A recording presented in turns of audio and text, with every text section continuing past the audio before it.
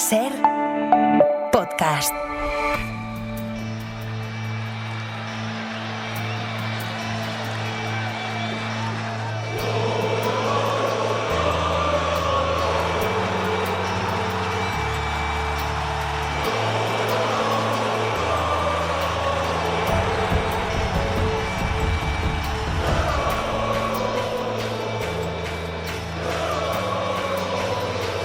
En la cadena SER, El Larguero, con Álvaro Benito.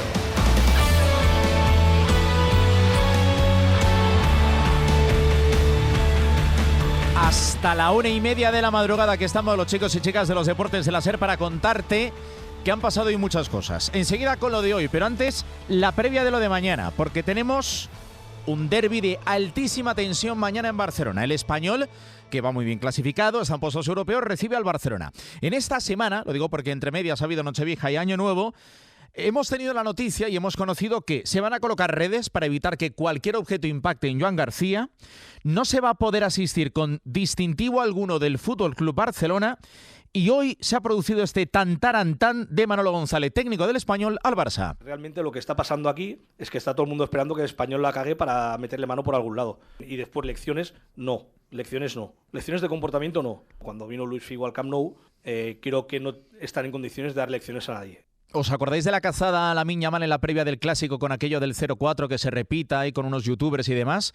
Bueno, pues hoy ha vuelto a pasar algo parecido, porque es algo parecido en un contexto jocoso, pero con Pere Milla, que probablemente se haya equivocado, porque ha dicho que ¿pisarías a Joan García o a Lamine Yamal? Y dice, sí, pisaría a Lamine Yamal. Es en un contexto que enseguida lo vamos a escuchar en 10-15 minutos y lo vais a entender. Pero igual en la previa de un derbi de tanta tensión como el de mañana, quizás no sea lo mejor. Y después ha respondido Lamine Yamal con un ganas de volver en redes sociales y una imagen suya en el campo del Español, donde ha habido incidentes, porque es una realidad en los últimos tiempos. Un partido el de mañana donde se va a poder acceder hasta con 2 horas de antelación, porque se prevé que mañana haya mucha afluencia y además objetos como peluches, tal y como nos dijo Xavi Andreu, el director de Relaciones Institucionales del Español, el pasado martes en el Larguero, no se va a poder acceder con ello. Vamos, que cualquier objeto que pueda ser susceptible de arrojar al césped, no se va a poder entrar con ello. Enseguida, con Elena de Diego, con Soldevila, con Carlos Marañón, con Iturralde González y también con Besija Boys, vamos a hacer la mejor previa del derbi. Antes, 11:33. Primer partido del año. El Rayo y el Getafe han empatado a 1 en Vallecas. Y además con un postpartido con cositas realmente interesantes. Está por ahí Óscar Ejido. Hola, Óscar. Muy buenas. Hola, Benito. Muy buenas. Y está también José David Palacio. Hola, Palacio. ¿Qué tal? Muy buena, Benito. Feliz año a los dos. Óscar, se adelantó el Rayo Vallecano y empató el Getafe en el último minuto y con un cabreo de Íñigo Pérez porque decía tapada al 8, tapada al 8, tapada al 8, que es Arambarri. ¿Y quién remató? Arambarri.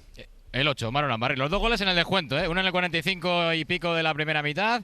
Ese gol de Jorge de Frutos a pedazo de pase de Unai López, el 1-0. Y luego el empate a 1 en la única falta que el Getafe ha colgado al área. Después de sacar 2 tontadas de faltas en corto para Diego Rico, Milla decide colgarla en el 45 y pico y conseguir ese cabezazo de Arambarri para el empate. Y lo decía de Íñigo, lo escucharemos ahora porque acaba de terminar la rueda de prensa del técnico de Rayo Vallecano y dice que no está bien. Obviamente no está bien porque había el partido ganado y se le ha escapado en ese descuento casi de eterno. Primero porque Batalla ha querido simular una lesión y perder más tiempo y que se añadiera más, y luego ha sido Soria el que Perdón, Óscar, ha sido lamentable, os escuchaba en el Carrusel Madrid, ha sido lamentable lo de Batalla. Lamentable porque además todos le ven venir ya, y el día pero que le pase es lamentable una vez más algo gordo, y lo siguen permitiendo, Benito. Totalmente, y después yo no sé si ha sido David Soria, que por cierto se la ha comido en el primer gol del Rayo. El que ha visto la amarilla por hacer menos que el otro. Efectivamente. Bueno. Totalmente. O sea, es que no entiendo absolutamente al colegiado y no entiendo a Batalla. Perdona, Ejido, que te he interrumpido. Bueno, pues al final el partido ha acabado de empate a 1. El Rayo no ha conseguido la victoria. El Getafe tampoco. Siguen sin ganar. Uno lleva ya 7 partidos sin ganar. El otro lleva 8. Han marcado, que también llevaban tantos sin conseguir un gol. Y los dos equipos han marchado cabreados. Como te decía Íñigo, he dicho ahora que no está bien, porque no puede estar bien con este resultado de empate a 1. Y Sergio Camello, que ha pasado por la zona mixta de aquí de Vallecas, ha dicho que no quiere criticar, pero que lo que viene a hacer el Getafe a los partidos no es jugar al fútbol. Escucha. Es que el Getafe no te propone fútbol. Ellos juegan al pelotazo, a perder tiempo, a la gresca. No lo estoy criticando, ya te digo, que lleven tanto tiempo en primera me parece digno de admirar. Es un juego que no gusta jugarlo como rival y algo hacen bien. Entonces lo que nos da falta es concentración, porque sabemos que ellos están deseando sacar una falta o simularla para meterte en el área y así ha sido. Entonces ha faltado concentración. Simularla, llega incluso a decir, van a la gresca, no vienen a proponer fútbol. La rajada de Camello en una pregunta, Álvaro, que te digo que era inocente por parte de la compañera de la sexta. Él dice que no es un palo, pero es un palo en toda regla. Sí, dice lo que criticado, pero lo ha criticado bien. Palacio. Mira, perdonad, Álvaro, Óscar, porque tenemos protagonista en directo aquí en el larguero, porque llega a la zona mixta Mauro Arambarri, el héroe del Getafe. Mauro, ¿qué tal? Buenas noches. ¿Qué tal? Buenas noches. Bueno, lo primero, vaya cabezazo tremendo. Estaba diciendo Íñigo Pérez, al 8, todos a mirar al 8. Pues el 8 ha llegado y en el minuto 90, un puntito. Sí, la verdad que Luis metió un centro espectacular. Creo que no tuve ni que saltar, metí la cabeza, intenté cambiarla de palo y nada, por suerte entró. ¿Cómo habéis visto vosotros esos minutos finales en los que poquito fútbol, mucha tensión, también los 3 puntos eran importantes, ha habido ahí cruces de declaraciones, todo queda en el campo, pero ¿cómo lo habéis vivido vosotros? No, normal, al final el Rayo cuando estaba ganando también hacía tiempo, es normal, y bueno, nosotros cuando empatamos en un campo difícil hicimos nuestro juego, así que nada, no, es fútbol. Ha llamado la atención que aquí se ha parado en zona mixta Sergio Camello. He dicho que sois un equipo que no proponéis nada, que buscáis solo una falta o os la inventáis para intentar marcar un gol. No sé si es esta comidilla siempre del Getafe o Bordalás, si estáis ya cansados de esto o no sorprende. No me sorprende. Ellos creo que tuvieron solamente un tiro, tampoco fue que propusieron mucho, ¿no? Al final, la otra vez también hace un tiempo atrás dije que los jugadores rivales y cuerpo técnico creo que tienen que mirar a su equipo a ver las cosas que hacen mal. Si hubiesen ganado ellos seguramente no hubieran hablado nada de esto. Están hablando porque le empatamos la hora. Creo que es el peor Rayo que he visto en años. La verdad que sinceramente la sensación que sentí dentro del campo, pero bueno, al final son opiniones y nada, queda ahí. Ha dicho Bordalás en sala de prensa que lo que estáis viviendo es un milagro. ¿Vosotros desde dentro los jugadores también lo veis así? Al final sabemos la dificultad que tenemos, somos un equipo que quizás nos falta un poco de recambio quizás, todos estamos trabajando muy bien, pero al final el año se hace largo, empiezan las lesiones, las amarillas y bueno, ahí creo que sí, el equipo está sintiendo un poco, pero bueno, hacemos lo que podemos. Si alguien tuviera que definir al Getafe de los últimos 6 años con una jugada, ¿podría ser centro de millas, remate de Arambarri? No, creo que hacemos muchas cosas bien, al final hoy tuvimos mucho orden también, creo que el Rayo se sorprendió por eso. Y no solo con eso se está tanto tiempo en primera división, creo que tenemos muchas cosas positivas, sin duda que nos está costando sobre todo este último partido, pero la verdad que llevo mucho tiempo con Getafe y creo que hay muchas más cosas positivas que negativas. Pero es muy habitual esa jugada. Sí, al final es una jugada más que tenemos, nos sale bastante y esperemos que sigan saliendo. Aquí se marcha ya el héroe del partido de hoy, Mauro Arambarri, con ese cabezazo. Y es de las declaraciones más contundentes y respuestas más claras que he escuchado yo a un jugador del Getafe, a esto que le comentábamos ahora de las palabras de Sergio Camello. A lo mejor yo creo que se ha pasado un poquito con eso de que ha sido el peor Rayo de los últimos años que ha visto, pero es verdad que están cansados tanto en el club como el entrenador como los jugadores, que sea siempre la misma cantinera, cuando pierden o empatan, que cuando pierden los puntos sí, pero cuando el equipo contrario gana, pues no pasa absolutamente nada. Tampoco es que el Rayo Vallecano haya sido el Brasil del 70, ¿no? Mira, me estaba fijando, Rayo Vallecano 13 remates, 4 de ellos a portería, Getafe 12 remates, 4 de ellos a portería. Y hay que tener en cuenta que el Getafe pues también tiene lo que tiene, ¿no? Hoy además se ha quejado también Bordalás de que solo tenía, de que es casi un milagro, ¿no? Palacio lo que está haciendo el Getafe sin 5 fichas, o sea, con 5 fichas libres. Le insistíamos en rueda de prensa cómo lo podría calificar Bordalás, si lo calificaría un milagro. No quería ponerse tanto, pero sí que fíjate el ejercicio de supervivencia, cómo lo ha calificado Bordalás, que está haciendo su equipo esta temporada. Todos sabíamos que veníamos con muchas bajas, con muchos problemas. Hemos terminado el partido con chicos del filial y al final yo creo que este punto pues sabe muy bien, sobre todo por ellos, por el esfuerzo, por el compromiso, no se les puede reprochar absolutamente nada y bueno, felicitarles porque es un ejercicio de supervivencia cada fin de semana y bueno, sumar un punto en la situación en la que estamos tiene mucho mérito y que obviamente necesitamos que nos ayuden jugadores, porque creo que somos la única plantilla en el fútbol profesional que tiene 5 fichas libres. No, estuvimos repasando hace escasos días, no hay ningún equipo que tenga 5 fichas libres en el fútbol profesional, ya no te estoy hablando de primera división. Entonces necesitamos ayuda. Ejercicio de supervivencia, necesitamos ayuda, y a todo esto, Palacio, he notado el partido muy tenso, y ahora vuelvo con Ejido también por la parte del Rayo Vallecano, por el Getafe, por el futuro también de Bordalás. Tú llevas tiempo contando lo de que en Inglaterra le quieren. No sé si ahora, ya que estamos en 2026, 2 de enero, hay alguna actualización acerca de cómo está la situación de Bordalás. Ya contamos a finales de 2025 que el Crystal Palace está muy interesado en José Bordalás, que de hecho ya ha tanteado a su entorno, que Oliver Glasner, el actual entrenador del Crystal Palace, no tiene intención de renovar con el Crystal porque quiere marcharse a un equipo superior de la Premier League, y entre los candidatos que están manejando y están mirando, uno es José Bordalás, y esta semana compañeros de la prensa inglesa en Sky Sports salían contando que Oliver Glasner no va a renovar porque espera un equipo del top 6, y ahí se abre la opción de Bordalás de irse a la Premier. Y sobre todo, Álvaro, lo que quiere Bordalás es un proyecto. Esta temporada en teoría iba a tener un proyecto mejor y es peor que el de la temporada pasada. Le tienen que vender a Uche el día 31 de agosto para poder inscribir 7 fichas, 7 jugadores que estaban sin inscribir, y este mercado invernal, el ejemplo lo tenemos en el día de hoy. Hoy ha sido anunciado Carlos Martín, cedido del Atlético de Madrid al Rayo Vallecano a las 8:20 de la tarde. El Getafe estuvo negociando con el Atlético de Madrid en verano, nos ha confirmado en rueda de prensa Bordalás que ahora también en invierno, pero al Getafe no le da para inscribir jugadores. Está pendiente del Chimi Ávila y no tiene el ok de la Liga para inscribir al Chimi. Y a todo esto, Sancris ha estado 25 minutos en el campo y se ha marchado llorando. Yo no sé si ha habido alguna explicación al respecto, Palacio. Le hemos preguntado a Bordalás, porque es verdad que se retiraba del terreno de juego ya cuando se pitó el final de partido y era la alegría de los jugadores. Él se retiraba llorando, a lágrima viva del terreno de juego, y la única explicación que nos ha dado Bordalás, que él hace los cambios simplemente pensando en el bien del equipo, y nada más, que no había podido hablar con Alex Sancris ni sabía cómo estaba. Getafe 21 puntos, 6 por encima del descenso, pendientes de los partidos del resto de la jornada, mañana y pasado, y el Rayo Vallecano nos quedaba pendiente, Ejido, un sonido de Íñigo Pérez. Se ha marchado también bastante descontento. Sí, pasaba por la sala de prensa y la verdad es que se marchaba bastante, no sé si agobiado, triste, decepcionado, pero decía que no se encontraba bien el técnico del Rayo.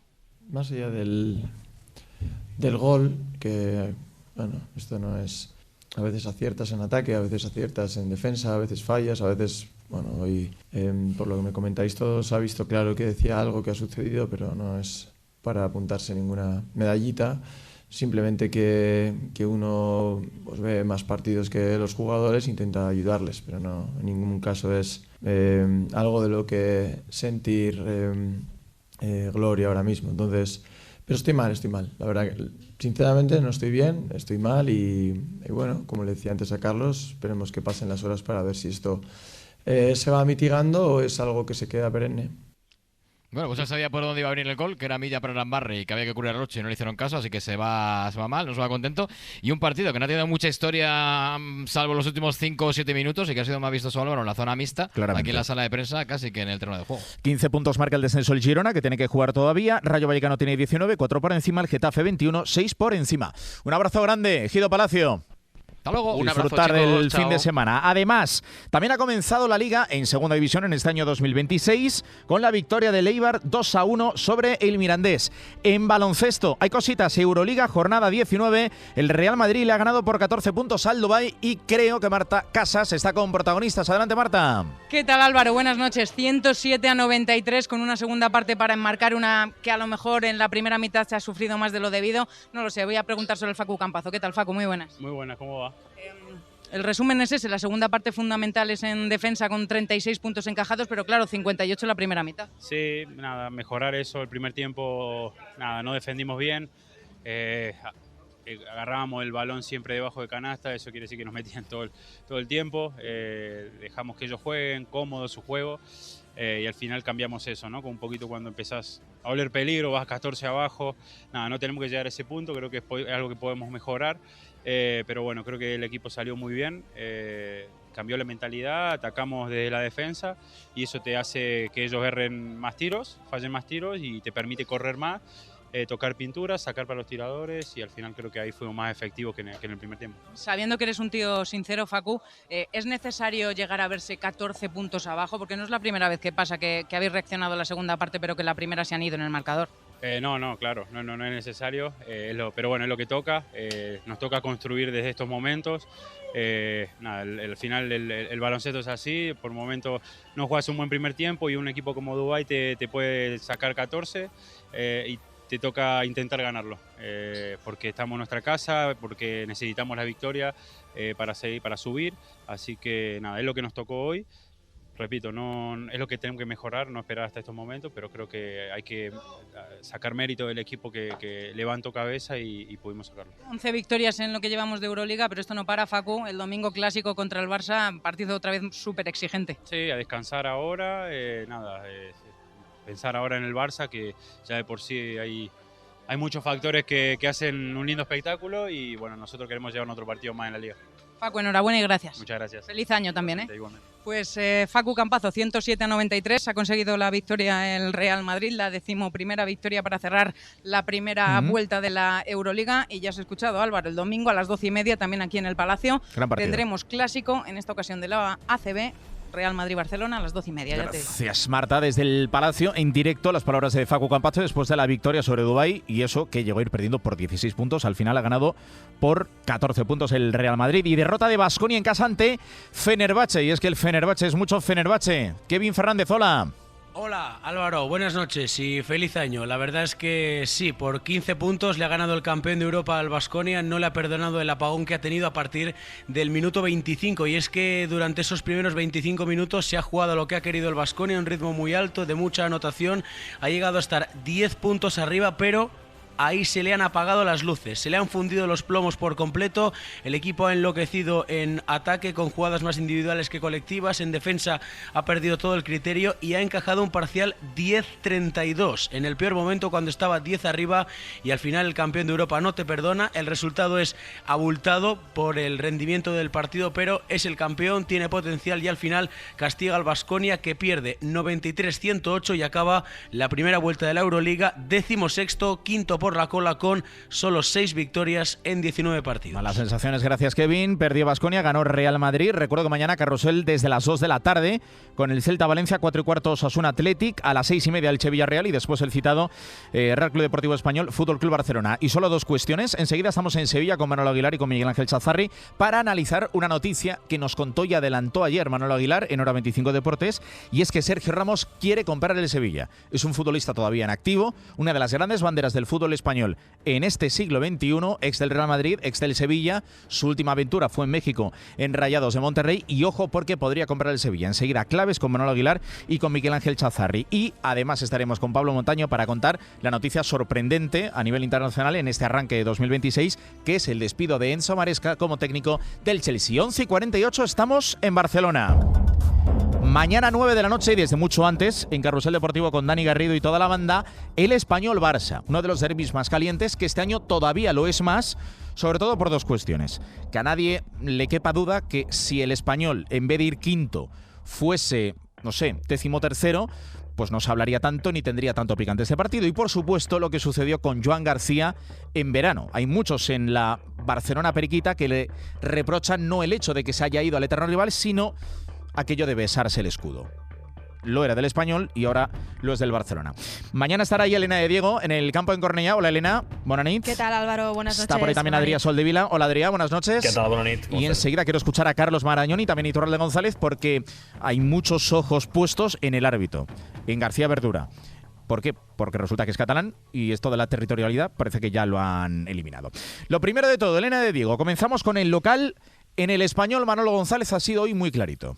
Sí, porque llega el equipo, como decías Álvaro, en el mejor momento de la temporada, quinto en la tabla después de esas 5 victorias consecutivas y con las ganas y la confianza de que mañana se puede ganar al Barça en Liga por primera vez en su estadio. Toda esta semana el club ha enviado un mensaje de calma de cara al derbi. Escuchamos aquí en el larguero a Xavi Andreu como lo hacía, el portavoz del club. Se espera que la afición muestre su enfado con Joan García, pero se pide que se haga sin traspasar ningún límite, y hoy Manolo González se ha alineado con esa postura del club. Asegura que la afición es consciente de lo que hay en juego juego, porque recordamos que el estadio está percibido de cierre, pero ha dejado claro que le molesta que se criminalice a la afición del Español y que él, del barcelonismo, no acepta lecciones. Aquí no vamos a venir con ramos de rosas mañana al partido, como es lógico, es que es una cosa de sentido común. Igual que cuando vamos al Camp Nou y nos cantan la segunda y nos cantan otras cosas, pues ahí no pasa nada tampoco. Entonces, son cosas normales de rivalidad en un derbi entre un club y otro, como lo hay en un Sevilla-Betis. Y sobre todo, lo que le digo al público, tiene que estar muy, muy tranquilo, porque realmente lo que está pasando aquí es que está todo el mundo esperando que el Español la cague para meterle mano por algún lado. Y después lecciones, no. Lecciones no. Lecciones de comportamiento no. Cuando vino Luis Figo al Camp Nou, creo que no están en condiciones de dar lecciones a nadie. Entonces, por favor, lecciones no. Enseguida le escuchamos en relación a García Verdure, le preguntamos a Iturralde González, pero en el momento en el que escuché esto y todo lo que ha rodeado el partido durante esta semana y después lo de Lamine Yamal que hemos contado antes como respuesta a lo de Pere Milla en BTV, he dicho, quiero escuchar a Carlos Marañón. Hola Carlos, Charlie, ¿cómo estás? Hola Álvaro, ¿qué tal? Buenas noches. A ver, esto es la salsa del fútbol, la salsa de los derbis y más un derbi tan interesante como este, o igual hay demasiada tensión rodeando este partido, pregunto, ¿eh? Yo sí pienso en lo deportivo, creo que nunca le ha venido bien a ningún equipo que la emoción supere a, digamos, la tensión deportiva.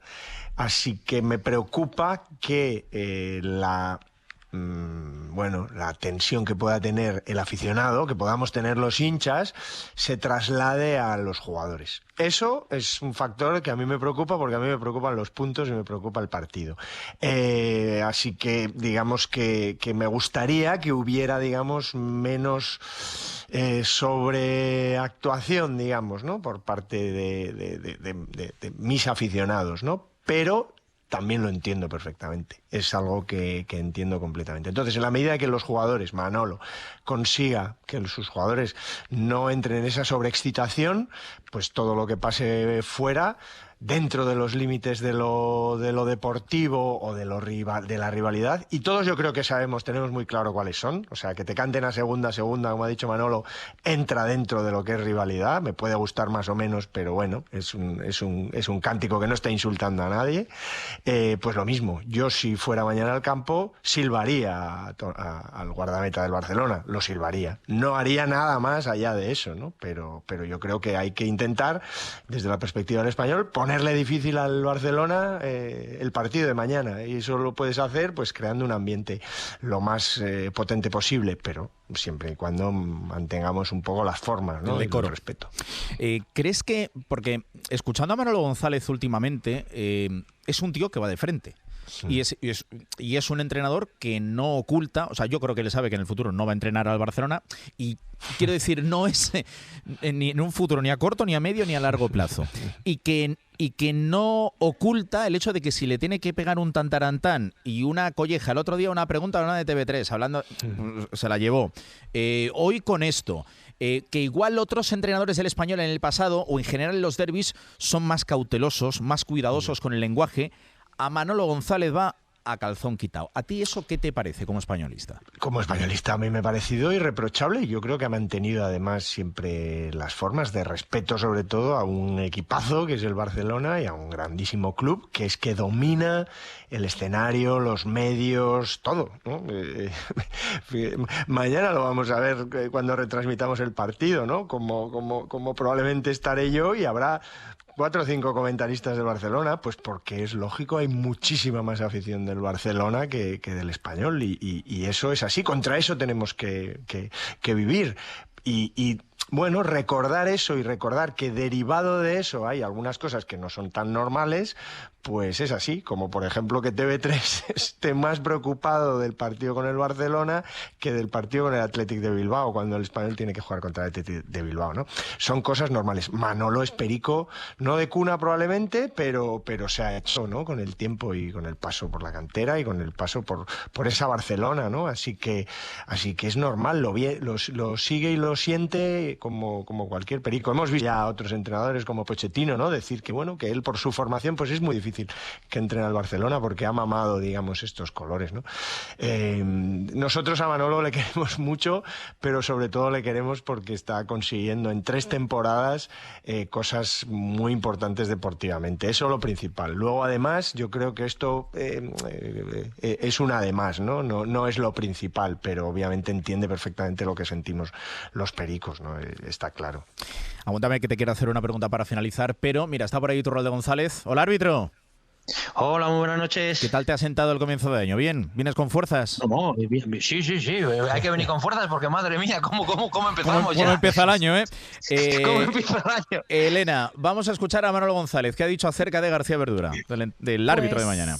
Te iba a decir que así como le hemos preguntado que cómo se iba a recibir a Joan García y nos ha dicho que a él le daba igual, no se ha mostrado nada indiferente con la elección del árbitro del partido. Se trata del catalán Víctor García Verdura. Para el técnico perico, para Manolo González, ha dicho que es un error evitable por parte del CTA. Creo que no es necesario, es un partido que antes no se hacía, que creo que es meter una presión al colegiado, porque haga lo que haga, se le va a venir en contra a él, se le va a disparar a él. Si ya en un partido normal el árbitro ya en este partido está mirado muy por encima, pues imagínate mañana, pase lo que pase. Imagínate si el Español sale beneficiado, imagínate lo que puede pasar. Eso puede ser, mejor irte de Cataluña si eso pasa, ¿sabes? Iturralde, te quiero escuchar, porque esto de la territorialidad, creo que es el tercer partido, si no me equivoco, que va a suceder en esta temporada, que un catalán de árbitro, porque árbitros asistentes ya debutaron en Oviedo y ha habido también árbitros VAR. Pues firmo debajo de las palabras que ha dicho Manolo. Lo último es un poco para sus aficionados pericos de que si se equivoca a favor del Español, pero bueno, eso entra dentro de lo que es una rueda de prensa, porque si se equivoca a favor del Barcelona se van a quejar los otros. Pero lo que dice, el contenido de lo que dice es muy razonable. Y yo lo extrapolo, mira, te lo pongo. ¿Que García Verdura puede pitar perfectamente este partido? Sí, está claro que puede pitar este partido. Para eso es un árbitro de primera división y un árbitro muy bueno de primera división. ¿Qué pasa? Que lo que dice él está claro. ¿Por qué quieres meterle problemas a los árbitros? Más problemas. Si ya tenemos bastantes problemas. Han puesto lo de la territorialidad, que es muy populista, y yo te lo extrapolo este año. La final del Mundial que va a llegar a España, imagínate que es España contra Francia. Que vamos allá. Y ahora ha salido que el mejor árbitro del mundo, ha salido en diciembre, que sale el tema de las estadísticas de FIFA, es Turpin, que es Turpin, o como se diga, que me ponen los franceses. El francés, Turpin. Pues como es el mejor árbitro del mundo, pues que pite la final del Mundial, ¿no? Creo que no vamos a querer. Creo que no vamos a querer. Pero la Federación Española de Fútbol estaría de acuerdo. Porque si ellos han quitado la territorialidad para su liga, pues por el mismo motivo tienen que decir, no, a mí que me pite el mejor árbitro del mundo, que es Turpin. Y Turpin que pite la final España-Francia. O te pongo un caso, Barcelona-París Saint-Germain. A mí el mejor árbitro del mundo me parece Le Tessier, que también es francés. Qué curioso, pero bueno. Barcelona-París Saint-Germain. Pues que pite Le Tessier, que es el mejor árbitro europeo. O Real Madrid-París Saint-Germain, como aquí estamos todos de acuerdo, que pite el mejor y la territorialidad, pues que lo pite Le Tessier. Vamos a extrapolarlo todo. Por eso te digo, es decir, si no habría es que no hay árbitros, dices, porque todos los árbitros buenos, los 20 árbitros buenos son catalanes, ¿vale? Cuando haya 20 árbitros catalanes en primera división, todos pueden pitar todos los partidos. Cuando haya 20 árbitros madrileños en primera división, porque los mejores son los 20 árbitros madrileños, tendrán que pitar todos los partidos. Y luego lo de la territorialidad es un poco populista también. Territorialidad, ¿sabes qué es? Que un Madrid-Barça lo pite un madrileño o uno de Barcelona. Porque sea el mejor. Porque sea el mejor. Porque es el mejor. Porque sea el mejor. Claro. Eso es. Pero el Madrid-Barça, que lo pite uno de Madrid o uno de Barcelona. En la Real Sociedad Athletic de Bilbao, tú diles a los de la Real Sociedad que lo pite uno de Bilbao. ¿Por qué le pones ese problema al árbitro? ¿Que los 20 árbitros pueden pitar todos los partidos? Claro que pueden pitar. ¿Son profesionales? Claro que son profesionales. Pero ¿para qué le quieres meter en un problema que ya va a tener bastantes problemas el árbitro que pite un Español-Barça? Ya tiene 90 minutos de problemas. ¿Para qué le vas a meter uno más? ¿Tú pitaste en muchos derbis catalanes? No, pité uno y desde entonces Marañón casi ya ni me habla. Ay, pues yo no lo recuerdo, seguro que Marañón lo recuerda. ¿Cuál fue? Un penalti que pité a favor del Barça, 1-0. El penalti a Xavi. ¿Lo era o no lo era? Mara, ¿era o no era penalti? A ver, No, te lo puedo decir yo, A mí en el campo me parecía mucho más penalti, pero ahora visto en la televisión no me pareció penalti. No había VAR, Marañón, no había VAR. No, pero en mi época me parecía penalti. Hay que decir que no, pero por eso te digo, ¿pero para qué quieres meter problemas en sí, este lo hemos deporte tan comentado profesional? Sí, claro, lo pero hemos comentado alguna vez. Por eso te digo que Manolo tiene toda la razón. Sí. Tiene toda la razón. Marañón, decías. No, porque ese es añadir un problema más. O sea, si es que arbitrar es muy complicado y muy difícil, ya se generan problemas, aunque sea de Cádiz o de La Coruña, el árbitro. Imagínate ahora, ¿no? Y además ha pitado el Gamper el otro día. Es que, pues quita ese factor, elimínalo. Y luego, ¿no? Y luego hay una cosa que no suena populista, que el árbitro, como todo profesional, o como los futbolistas, los profesionales, pueden tener, ya saben ya saben dónde se manejan y ya saben la selva que está.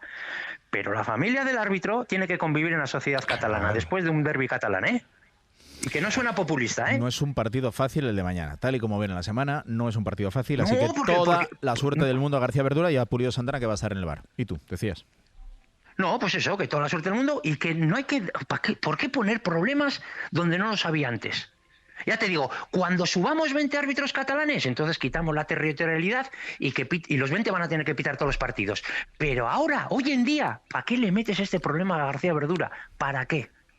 Ya te digo, me da la sensación... que nos pite la final Turpin contra Francia y que la federación diga, no, el mejor es Turpin, que nos lo pite. Quiero ver yo a la federación que diga que nos pite un francés. No va a pasar. Marañón, decías, claro, que me da la sensación de que vamos a ser un poco conejillos de indias, tanto Español como Barcelona, porque el problema... Sí es verdad que cuando Manolo dice eso, obviamente juega con que en Barcelona el ruido que puede hacer la afición del Español indignada si pasa algo malo en su contra es mucho menor, pero es verdad que si pasa, pues los medios madridistas, por ejemplo, pues enseguida protestarán si han favorecido al Barcelona, o sea que por ahí se produce el lío, pero es que para evitar todo eso, y a lo mejor hay otras territorialidades menos problemáticas, ¿no? Yo qué sé, ¿no? El colegio andaluz, pues a lo mejor pitar no sé, Sevilla... Sí, porque es más extenso, es más diferente. No, pues a lo mejor no es tanto problemático, ¿no? Pero en este caso y en algunos otros casos yo creo que pues es que es quitarse un lío, ¿no? Pero bueno. Te hago una última pregunta, Iturralde, para acabar. Veo que empiezas con fuerza 2026, año de Mundial, y año en el que, bueno, espero que hayas echado de menos durante estos días a Flack y a Talavera, Romero, porque te vuelven todos ellos a partir de mañana. Te voy a decir la verdad. No les he echado nada de menos. ¿Tú sabes la tranquilidad que he tenido? No les he echado nada de menos. Te hago una pregunta muy En cuanto rápida. a personal sí, pero en cuanto a profesional, nada. Para nada, me queda claro. ¿Qué 2026 auguras al arbitraje español? Pues vamos a ver si podemos meter a Sánchez Martínez en el Mundial, está preseleccionado. No pinta bien para competiciones europeas. Y vamos a ver si... Complicado, arbitraje, tema complicado. Me queda claro. Por muchos motivos. Mañana te escucho desde las 3 de la tarde aquí en Carrusel con Dani Garrido y toda la banda. Venga, un abrazo, y tú. Un abrazo. Hasta mañana. Adiós, Chao, Mara. Hasta Adiós, mañana. un abrazo Adiós. Soldevila, ¿y del Barça qué? A todo esto. Bueno, pues una rueda de prensa de Flick, como te imaginas, centrada básicamente en Joan García y en el derbi caldeado. Ha habido más preguntas, pero básicamente la mitad de las preguntas han sido sobre Joan García y cómo está el portero y cómo se lo va a tomar y cómo se lo toma él todo antes del derbi. El entreno, pues han estado todos, excepto evidentemente Gaby Christensen de larga duración. Ronnie Bardacci está en el gimnasio, pero mañana en principio teóricamente tendría que entrar en la convocatoria. Lamine Yamal y Dani Olmo están ok.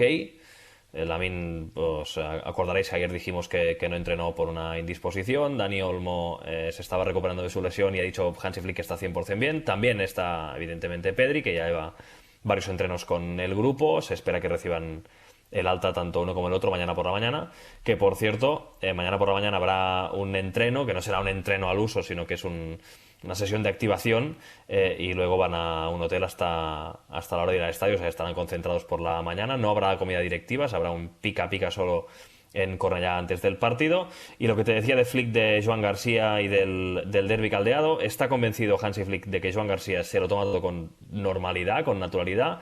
Y mensaje a la afición del Español, que anime a su equipo. I think the most important thing in football is that you support your team. Not against other teams, it's the supporting your team. Dice que lo más importante en el fútbol es apoyar a tu propio equipo, que no actuar contra el rival, que ese apoyo es lo que realmente ayuda, transmitir energía positiva a los jugadores, centrarte en los tuyos y no mirar al otro equipo. Y además, Solde, claro, se ha abierto hoy el mercado de fichajes. Es un mercado el de invierno en el que los grandes no suelen fichar. En el caso del Barça, ¿qué va a hacer? Bueno, Flick ha dicho claramente que necesita un central. Necesita un jugador para la defensa, con la baja de larga duración de Christensen, con Araujo estando como está. Necesita un central, aunque reconoce que ahora mismo en invierno va a ser difícil. Difficult question. I think we are not ready at the moment, but dice que ahora mismo no están preparados para eso, para fichar. Cuando miras a la última línea con centrales y laterales que necesitan a un jugador más, lo ha reconocido. Dice que se ha discutido y que se tiene que seguir discutiendo porque no es fácil ir al mercado a buscar un jugador de este nivel para el Barça ahora y que hay que verlo, que él cree que serán capaces de fichar a alguien, pero que este fichaje tiene que tener sentido.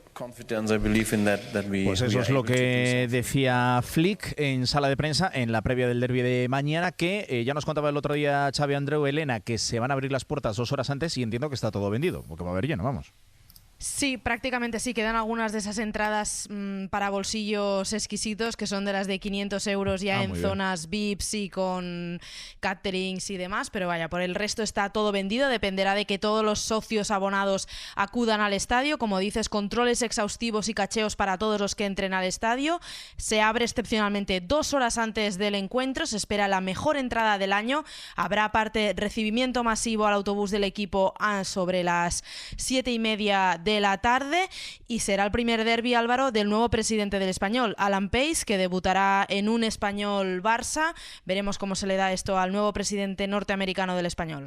Mañana Español Barça a las 9, desde mucho antes en Carrusel. Un abrazo grande, gracias Elena, gracias Adrià, hasta mañana. El domingo juegan entre otros el Atlético de Madrid. Pendientes de la salida de Raspadori, lo de Carlos Martín, que nos ha contado antes Palacio, también información de Talavera y de Pedro Fullana, que deja el Atlético de Madrid, cedido al Rayo Vallecano hasta final de temporada. No elige el Getafe, sí el Rayo Vallecano.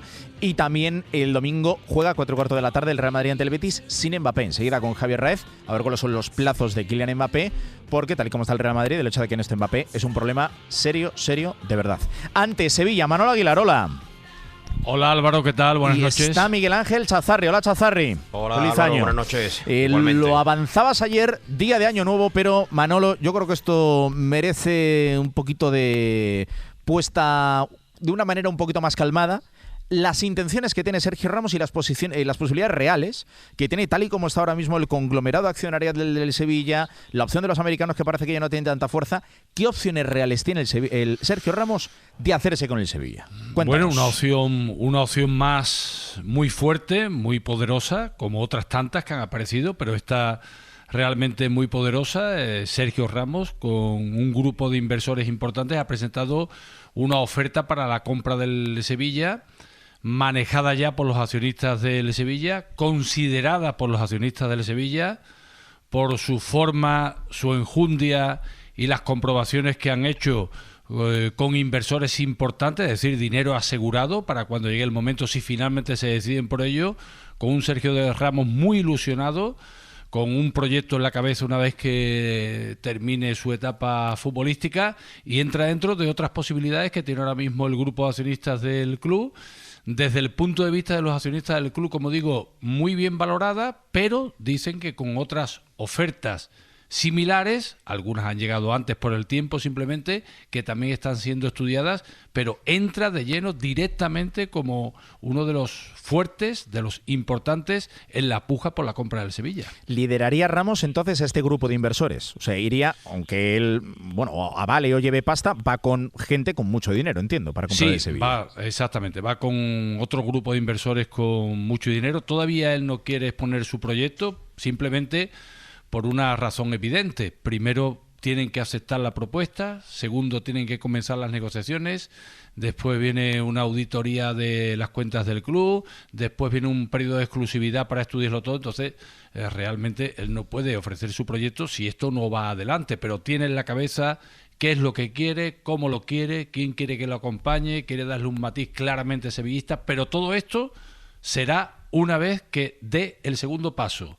Sin dar el segundo, está en el primero, no va a acelerar los pasos Sergio Ramos. Si se queda en la puerta, se queda en la puerta, pero si no se queda, tiene muy claro qué es lo que quiere hacer. ¿Cuánto vale el Sevilla? ¿Sabéis? ¿Cuánto puede valer aproximadamente?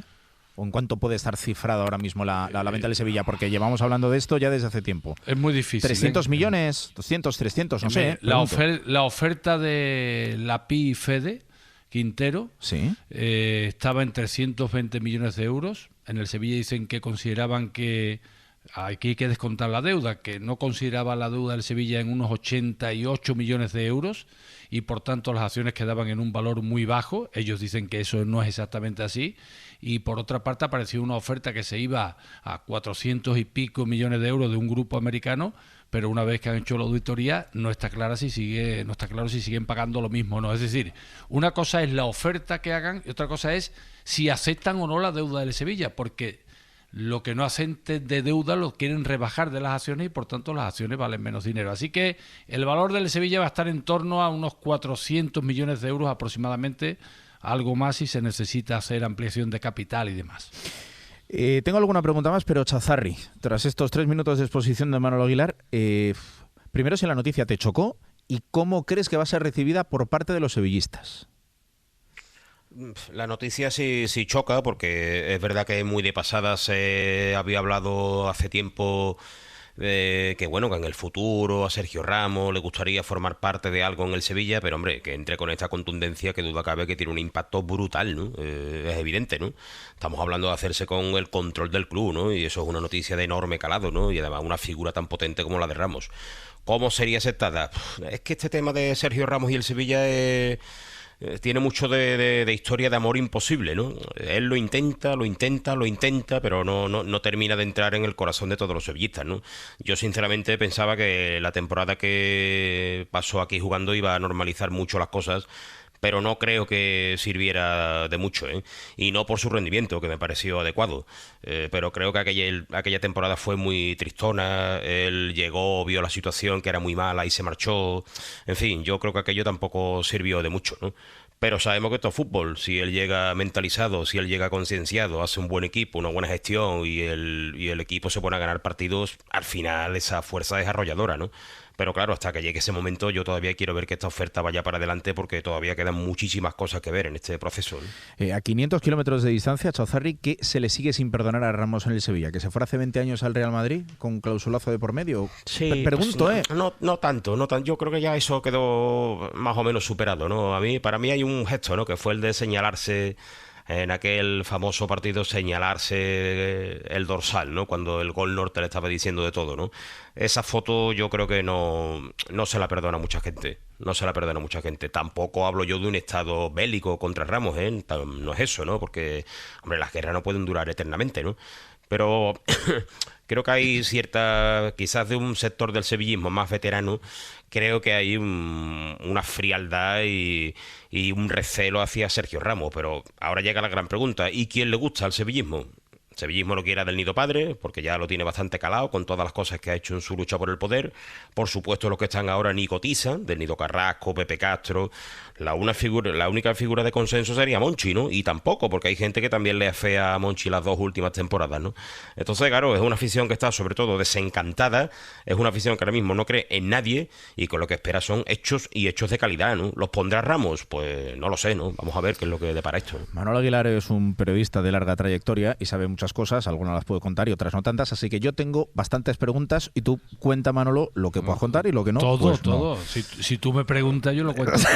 Pueda o no. Si yo te doy la mano, tú me coges el brazo, claro, algo así, hombre. Tu pregunta. ¿Monchi estaría en este grupo que acompañaría, no sé si invirtiendo o después en el equipo de Sergio Ramos si llegas al Sevilla? Vamos a ver, ahora mismo Monchi está en todos los grupos.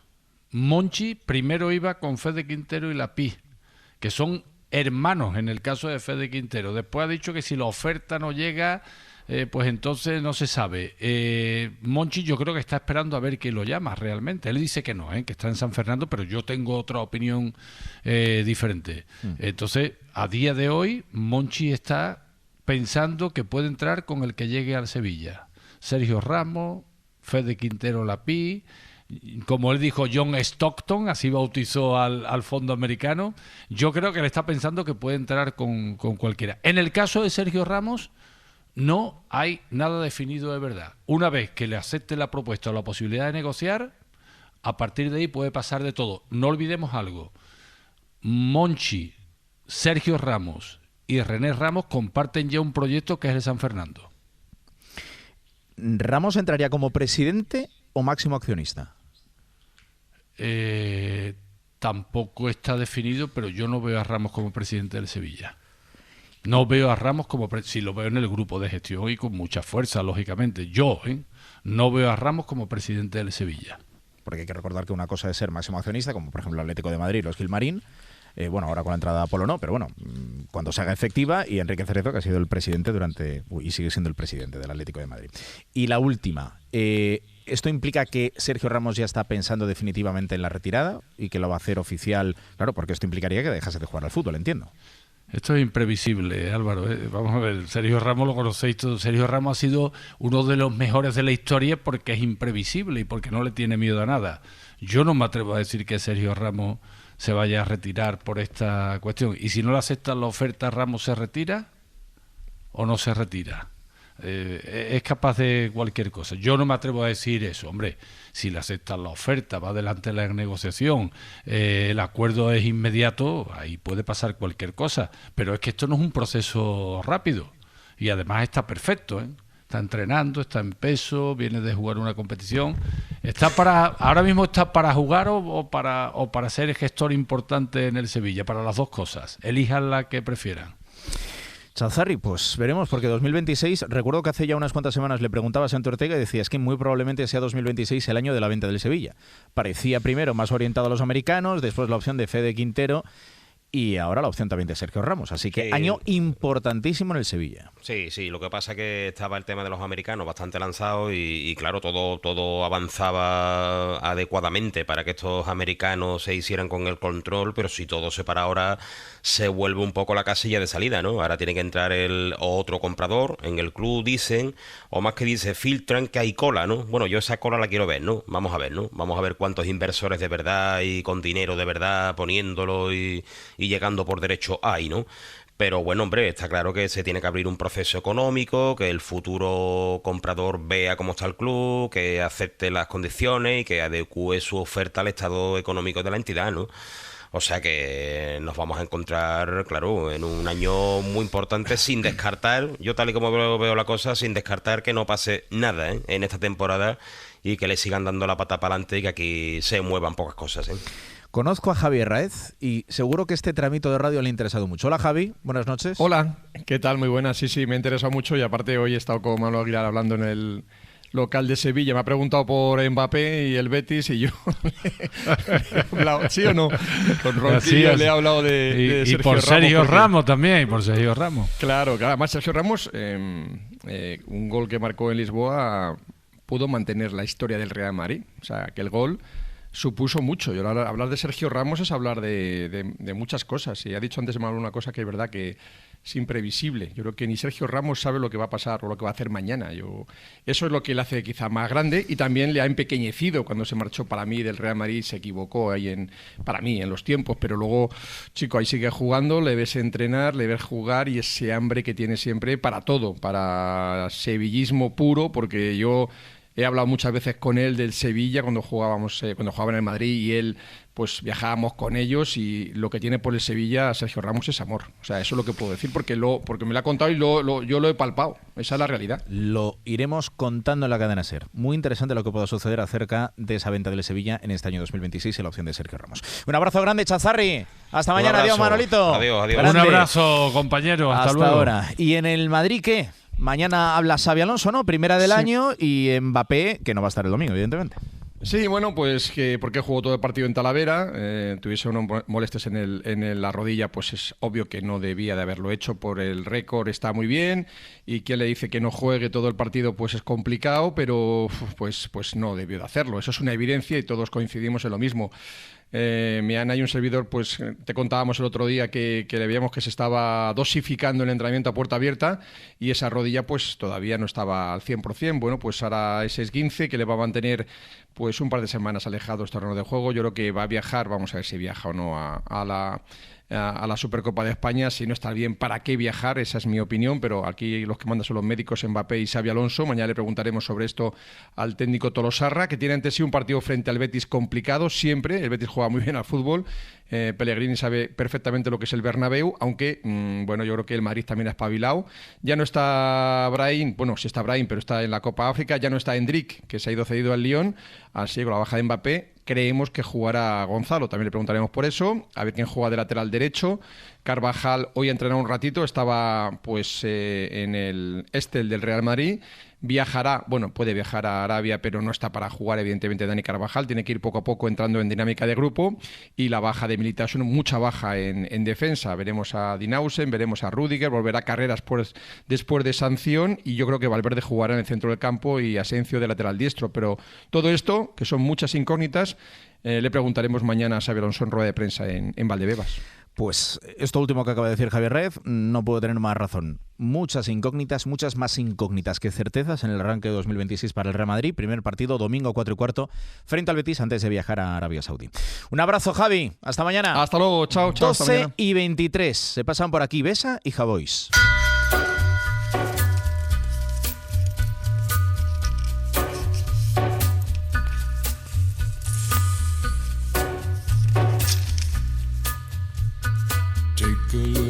Tiempo para Besa Javois, un año más, año 2026. Aquí están tanto Manuel Javois, hola Manuel, buenas noches. ¿Cómo estáis? Buenas noches. Como Ramón Besa, hola Ramón, buenas noches.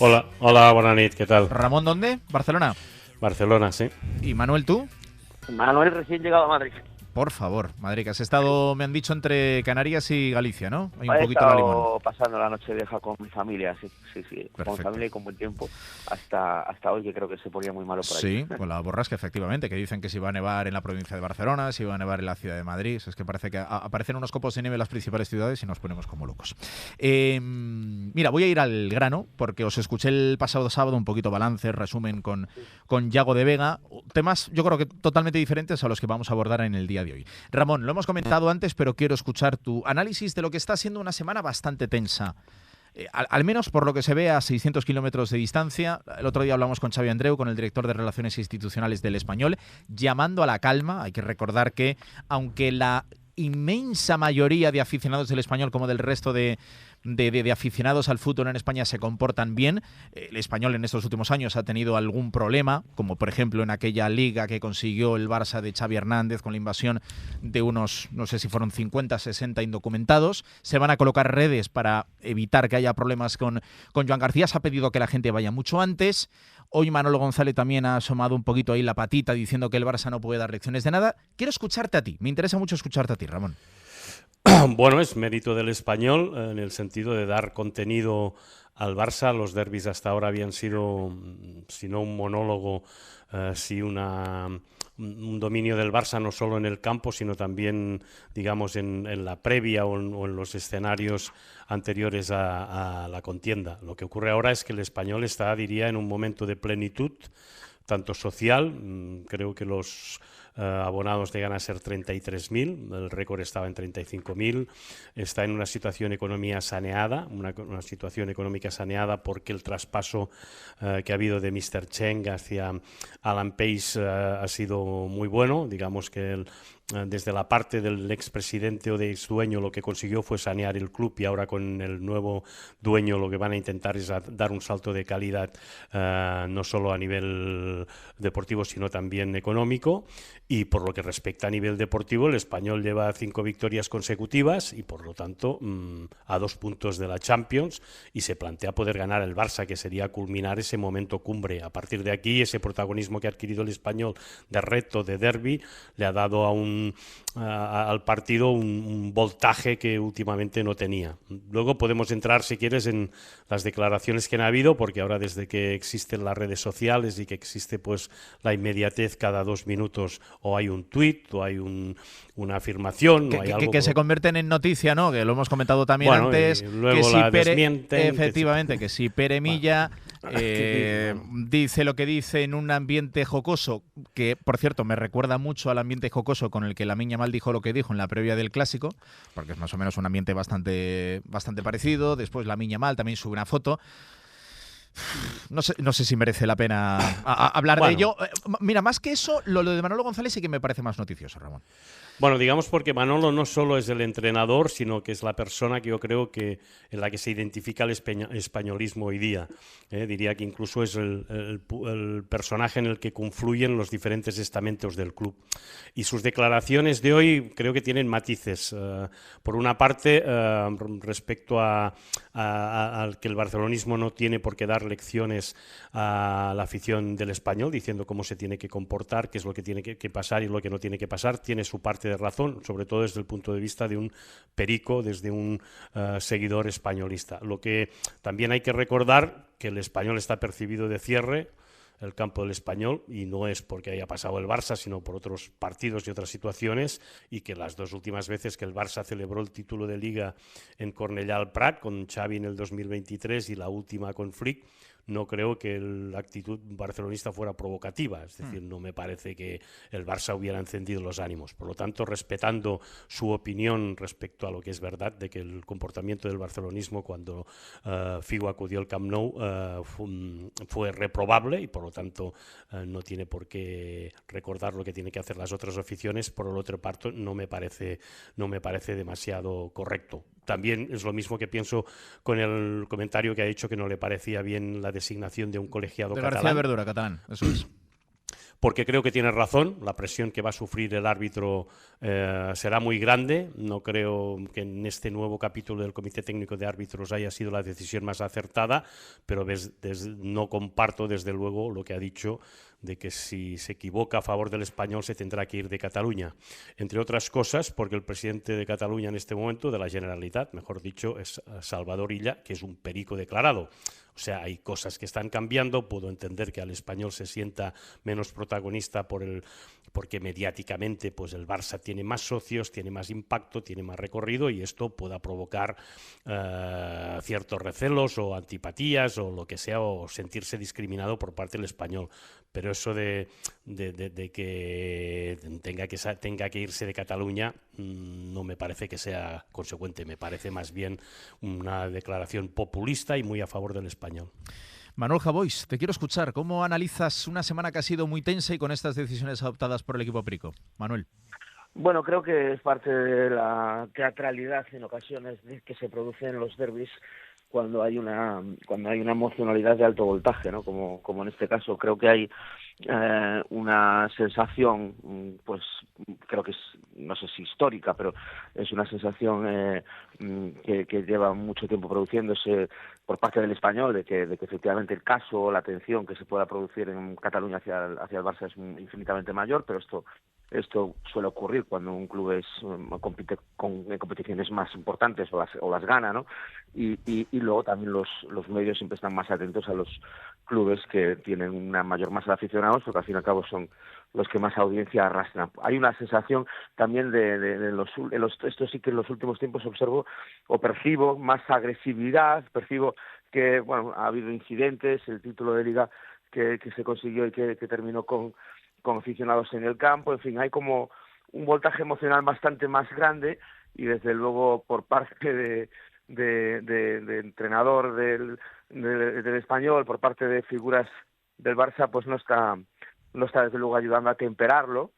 Pero yo, como aficionado del fútbol, siempre considero esto, si no va a mayores, si las cosas no terminan con enfrentamientos fuera del estadio, etcétera, siempre considero esto parte del gigantesco teatro que es el fútbol y parte también de la pasión y de que los partidos como estos pues al final arrastran tantos sentimientos que finalmente muchas veces estos sentimientos se descarrilan en declaraciones, en enfrentamientos, en decisiones que pueden no entenderse, pero que forman parte también del deporte, ¿no? Ahora cambio de tema, pero teníamos un intenso debate en el último larguero del año, el pasado martes, el 30 de diciembre, con la intervención del director de Relaciones Institucionales del Español, al que preguntábamos también acerca de el hecho de que se vaya a impedir que vayan aficionados del Barça, que vaya cualquier persona con distintivo blaugrana, sea con una bufanda, una camiseta, con lo que sea. Que no criminalizamos a la afición del Español, faltaría más, porque no es el primer equipo que lo hace, no es el primer estadio donde sucede eso. Pero yo me preguntaba, Ramón, Manuel, ¿cuándo llegaremos al momento en España? Porque en 2026 todavía no hemos llegado, y el Español-Barça de mañana no va a ser el primer partido, ni parece que va a ser el último, donde una persona no pueda ir, por ejemplo, con su hija o con su hijo con una camiseta del equipo rival. O sea, en algún momento, en muchas ocasiones, seguramente el fútbol sea un muestrario de lo que es la sociedad, y la sociedad todavía no está preparada para ella. Y a mí, Manuel y Ramón, me entristece bastante el hecho de que yo no pueda ir con mi hija a un estadio con una camiseta del equipo rival. Eso es una locura. No lo entiendo. Lleva una locura, o sea, no se entiende ni no lo entiendes tú, no lo entiende absolutamente nadie, que un estadio evidentemente tiene una mayoría amplísima de aficionados locales, tienen que entrar los aficionados visitantes y tienen que hacerlo además animando a los suyos con los colores de sus equipos, con las camisetas de sus equipos, con las bufandas de sus equipos, con pancartas, con lo que quieran que sea para animar a sus equipos. Me parece absurdo decirle a un niño, o ya a un adulto, pero decirle a un niño, sácatela ya que estamos acercándonos a este estadio, en este estadio no se puede entrar con una camiseta de fútbol, es un estadio de fútbol, se puede entrar con una camiseta de fútbol, con una camiseta de baloncesto y con una camiseta de marca cara y de marca barata, se puede entrar con cualquier cosa, con cualquier mensaje que no incite evidentemente al odio y que no sea delito. O sea, no sigo sin entender por qué esta prohibición sigue vigente y por qué se permite. Sí, es como que es una muestra de odio llevar una camiseta de un equipo de fútbol. Es que, no sé, y leía el otro día, Ramón, que desde el año 2009 no hay afición rival en los derbis catalanes, los derbis Español-Barça, y es una muy mala noticia. Sí. Lo que ocurre en el RCD Stadium es lo mismo que ocurre en el Camp Nou y me parece una anomalía que hay que corregir. Una cosa es prevenir y otra cosa es prohibir, y me parece totalmente fuera de lugar, más si recordamos lo que ocurre en otros derbis. Creo que no ocurre en Sevilla con el Betis Sevilla, no creo que ocurra con el Athletic Real Sociedad en el derbi vasco. En el que menos. Ese es un ejemplo, el derbi vasco es un ejemplo. Bueno, y la afición que ya fue señalada y culpabilizada por todo lo que causó, que fue la afición inglesa. Recordemos que en la mayoría de partidos de la Premier, el equipo contrario está reforzado por su propia afición, a la que dedican los goles, a los que dedican la victoria en su caso. 4.000, 5.000 aficionados desplazados a cualquier estadio con su equipo, no solo en la Premier, sino en otras competiciones menores. Es cierto que en el caso del Barça español en su momento hubo un momento cumbre de tensión, que fue cuando existían los Bojos y las Brigadas, cuyo enfrentamiento fuera del estadio acabó en su momento con la muerte de un seguidor del Español llamado Frédéric Rouquier, pero de aquel tiempo hasta ahora yo pensaba que habíamos madurado, evolucionado y que esto era mucho más fácil de regular. No lo sé, porque a veces los esfuerzos de los clubs y de la administración no se centran en buscar medidas o buscar soluciones a situaciones tan que desnaturalizan el juego y que hacen que una cosa sea la rivalidad y otra cosa es la enemistad. Seguramente también es una cuestión de educación. Y en este momento creo que el mundo del deporte y también el del fútbol hemos confundido lo que es el entretenimiento. Por una parte estamos a favor de la industria del entretenimiento y eso debería ser argumento suficiente como para dar cobijo a cualquier aficionado del equipo contrario, el entretener y pasarlo bien. Y otro es la excitación, la enemistad, el hecho de conquistar, términos que se parecen más a bélicos que no a lo que es de disfrutar del juego.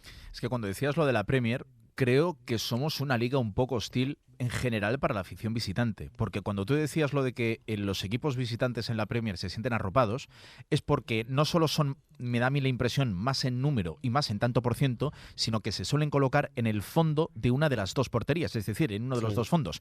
Aquí, que por ejemplo mañana no va a haber afición visitante, pero habitualmente la hay, y además creo que la gran mayoría de clubes, excepto 3 o 4, sí que tienen un acuerdo de entradas más baratas para afición visitante, que está genial, pero ¿dónde se suele colocar la afición visitante en todos los estadios de Primera División? ¿Dónde? En el peor sitio.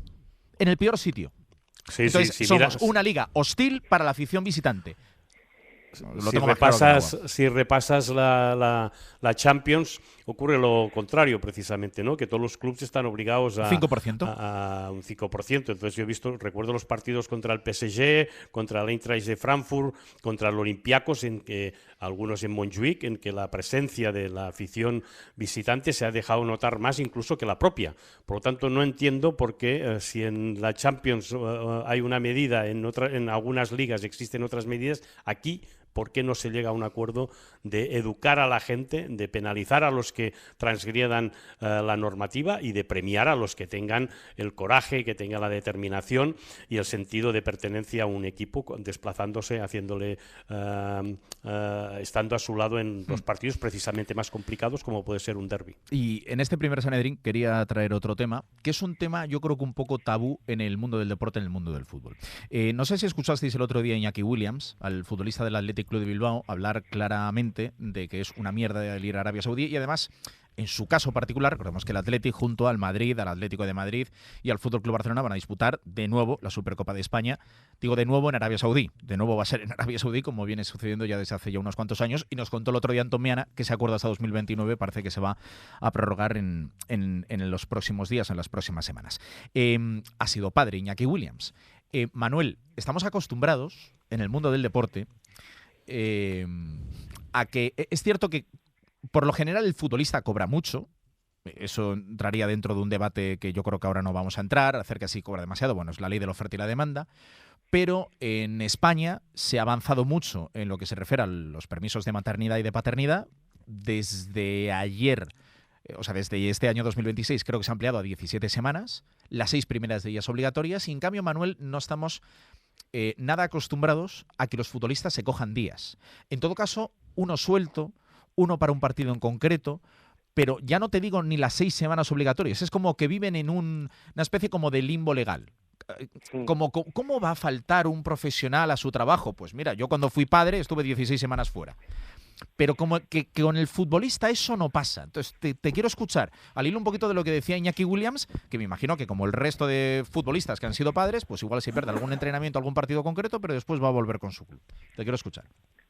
Yo creo que es una profesión, me gustaría hacer un poco de abogado del diablo, no sé muy bien de qué diablo. Es una profesión extraordinaria que como tú mismo has dicho, bueno, hay un limbo legal, lo que hay es un limbo moral incluso en algunos aspectos, porque por ejemplo, si una gran figura del fútbol falta su trabajo, es decir, no juega determinados partidos, no hablamos del parto, no hablamos de esos momentos, en ese caso yo soy bastante taxativo, pero si hablamos de ese permiso de paternidad, estamos hablando de, por ejemplo, si Iñaki Williams se pierde 2 partidos de fútbol y el Athletic de Bilbao palma, finalmente son puntos relevantes para el término de la temporada y no se entró en Europa por esos puntos, no se ganó o se quedó eliminado en la competición por esa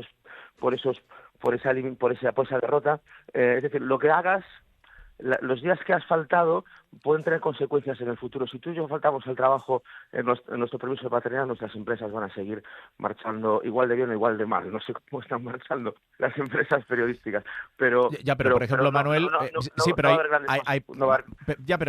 te interrumpo un momentito. Por cierto, consecuencias, Álvaro. No. Ya lo sé, pero yo he tenido compañeros y muy buenos periodistas que se han cogido la baja y lo hemos notado aquí los que no hemos podido contar con ellos. Sí. Que pasa en todos los trabajos, pero que en el fútbol es como que, como está a la vista de todos, ¿cómo se va a perder 1, 2, 3 semanas? Que por cierto, lo de las 17 semanas es desde el pasado mes de julio, ¿eh? Perdona que te he interrumpido, Manuel. Sí, nada, no, venía un poco a decir eso. Yo entiendo la posición extraordinaria que tienen los futbolistas. Entiendo además el desequilibrio que suele haber, insisto, no quiero decir que ocurre totalmente en las parejas de las estrellas de fútbol, es decir, que como que no hay carga laboral pareja. No sé si me estoy explicando bien. Es decir, hay una multitud de viajes. Es decir, realmente es gente que deja de criar a sus hijos, porque si hablamos de un futbolista profesional, y a eso me refiero con la carga laboral, no está hablando de horas ni está hablando de trabajo, porque realmente cualquier otro trabajo es más pesado o más laborioso que el de futbolista que tiene que entrenar. Pero sí me refiero a los viajes, me refiero a estar fuera de casa, me refiero a estar constantemente en un avión y durmiendo en hoteles y parándose en cualquier parte de España o de Europa si el equipo está fuera. Eso ya provoca un desequilibrio y un desnivel bastante grande a la hora de tener un papel relevante dentro de la crianza de un hijo, ¿no? Ramón. Bueno, en el fútbol pasan cosas hasta que dejan de pasar, ¿no? Empecemos por la ley Bosman, que fue lo que parecía inamovible y un sinsentido que un jugador extranjero que se moviera por Europa fuera considerado no comunitario y luego pasara a ser comunitario. Con eso quiero decir de que no sé hasta qué punto esto se puede, si va a haber algún día alguna denuncia o va a haber algún día algún pleito o algún contencioso para que esto se aclare.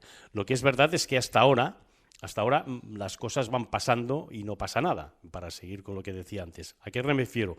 Me acuerdo precisamente cuando Dembélé fue padre, cuando era todavía jugador del Barça, que se le demandó públicamente cómo había jugado cuando el día anterior había sido precisamente padre, si no sentía que esto había faltado pues no solo a su pareja, sino había ido contra la ordenanza laboral y lo que había supuesto. Y él se mostró totalmente extrañado, dijo que lo normal era que él jugara fútbol. Me acuerdo de eso porque nadie tiró del hilo de una reflexión como la de Dembélé, que era totalmente extraño, no entendía a qué venían las preguntas y que estamos en el mismo punto.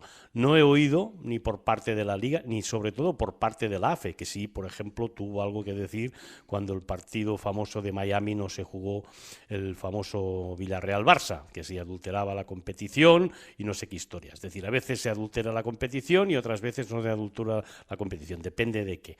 Y en casos como estos, yo sí que creo que tanto a nivel de AFE como a nivel de Liga, como a nivel de los clubes, evidentemente a partir de la Liga, se debería consensuar una praxis que fuera para todo el mundo, que no tuviera equívocos, ¿no? O que en cualquier caso, si se respeta la libertad individual de cada futbolista que pueda hacer lo que le venga en gana, pues que se la respete, pero que se sepa. Ahora esto queda mucho a iniciativa de un futbolista y mucho me temo que si un futbolista dice que no va a jugar durante 6 semanas o 14 o las que le toquen porque ha sido padre, pues una parte de la afición le reprocharía que deje a su equipo tirado o al revés, ¿no? Quiero decir de que la libertad individual y las formas de ser de cada futbolista pesan mucho en función de su categoría y de su forma de ser en un contexto en el que todo es está muy difuminado y nadie sabe a quién le van a pedir responsabilidades por si deja de hacer una cosa u otra.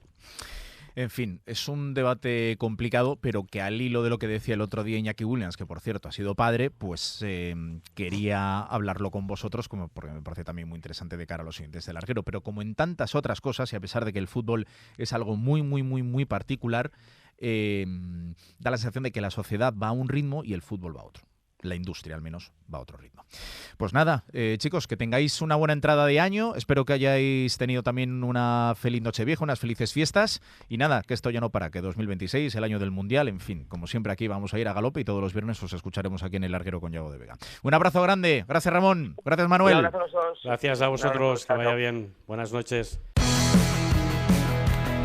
Segunda división, Eibar 2, Mirandés 1. Para mañana tenemos estos partidos: a las 2, Cultural y Deportiva Leonesa, Real Sociedad B; a las 4:15, Castellón Huesca y Almería Granada; a las 6:30, Valladolid Racing; y a las 9, Córdoba Burgos. Nos quedamos en Santander porque hoy el Stuttgart ha pagado la cláusula de rescisión de un futbolista del Racing. Se llama Jeremy, es muy joven, ecuatoriano, y ha pagado nada más y nada menos que 7 millones de euros. Cuéntanos, Óscar García Mayo, Santander, hola. ¿Qué tal? Muy buenas. El Racing pierde a la gran sensación de la segunda división. Jeremy Arévalo se va al Stuttgart, han pagado los 7 millones de euros de su cláusula de rescisión y es una baja sensible porque había marcado 8 goles en tan solo 8 titularidades. Así habla José Alberto tras su salida. Desde el club poco podemos hacer cuando te pagan una cláusula de rescisión de un jugador. Creo que eso habla bien del trabajo que todo el mundo ha hecho en este caso en cuanto a a la gestión del jugador, en cuanto a la prorrogación de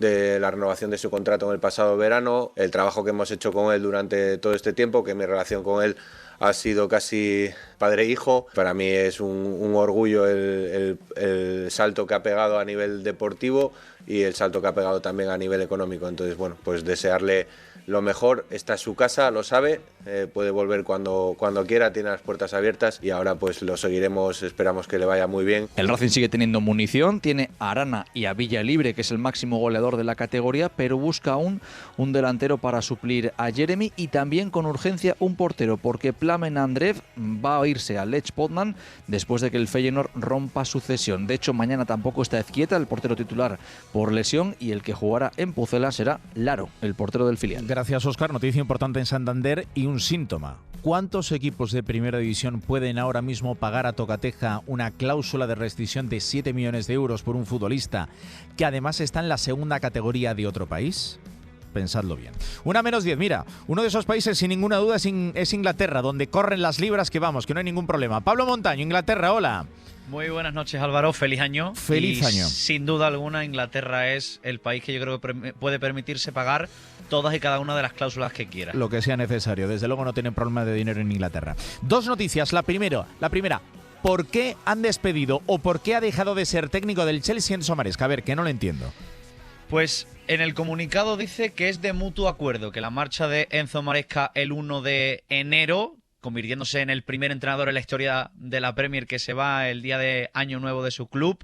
Decía el club que era de mutuo acuerdo, pero a través de la prensa británica se desliza que la decisión por parte de la Junta Directiva del Chelsea era unánime y que el banquillo necesitaba un cambio. Los motivos, por resumirlo un poquito, serían varios. Y esto, como te comento, Álvaro, es a través de la prensa británica que lo ha ido informando en las últimas horas después de conocerse la marcha de Enzo Maresca 18 meses después de llegar al cargo. Primero van los resultados deportivos y es que últimamente no le estaba yendo muy bien al Chelsea.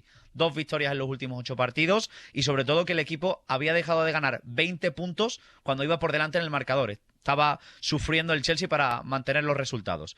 Después, y te diría que es el motivo más importante, son las desavenencias que hay con el departamento médico, entre el cuerpo médico, en este caso independiente de lo que es el cuerpo técnico, de los encargados de lo que ocurre sobre el terreno de juego, y es que hay unos protocolos con los jugadores del Chelsea lesionados a la hora de reincorporarse, de su carga de minutos y carga de trabajo, y ahí se indica, o por lo menos cuenta la prensa británica, que había tensión y que había decisiones que Maresca pues no compartía, el hecho de aguantar a algunos jugadores más tiempo de los que él necesitaba, e incluso comentaban los compañeros del Telegraph y el Guardian que había llegado Maresca a no seguir los consejos médicos a la hora de utilizar a un jugador. Es decir, a Palmer había que aguantarlo una semana más o que fuera titular 90 minutos y ahí Maresca pues podía incumplirlo y eso internamente pues no gustaba. Y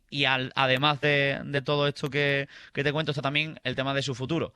Y es que hace no mucho The Athletic informaba que Enzo Maresca era uno de los principales candidatos a ocupar el banquillo del Manchester City en caso de que Pep Guardiola abandonase el conjunto mancuniano el próximo verano. Maresca lo negó. Es más, hace menos de 2 semanas afirmó que estaba absolutamente feliz y comprometido con el Chelsea, que tenía contrato hasta 2029 y finalmente se ha ido pues 2 semanas después de esas declaraciones. Y lo que comenta también informa la prensa británica es que había conversaciones entre los agentes o la agencia que lleva a Enzo Maresca con el City y con la Juventus. Conversaciones llevadas un poquito para intentar forzar una no ampliación, pero sí una mejora de contrato al técnico italiano, cosa que el Chelsea no iba a acceder. Y todo eso junto pues nos lleva a que acabe saliendo del club también Maresca un poco quemado de toda esta situación. Desde aquí un poquito sorprendente. Y rápidamente, cuéntanos, Guardiola, acerca de Rodri. Me ha gustado mucho lo que ha dicho acerca del mediocentro español. Eso es, ha hablado después de que haya vuelto y las declaraciones de Guardiola son pues deshaciéndose en elogios hacia el Balón de Oro español. Dice Guardiola que ha demostrado en 45 minutos que es el mejor en su posición. El fútbol es de los jugadores y durante la primera parte sin Rodri les costó más y con Rodri sufrieron menos. Rompieron línea, fueron más fluidos, llegamos más y se movieron mejor. Dice que durante 1 año y medio lo han echado mucho de menos y que ojalá pueda quedarse en el equipo porque los hace mejores a este Manchester City.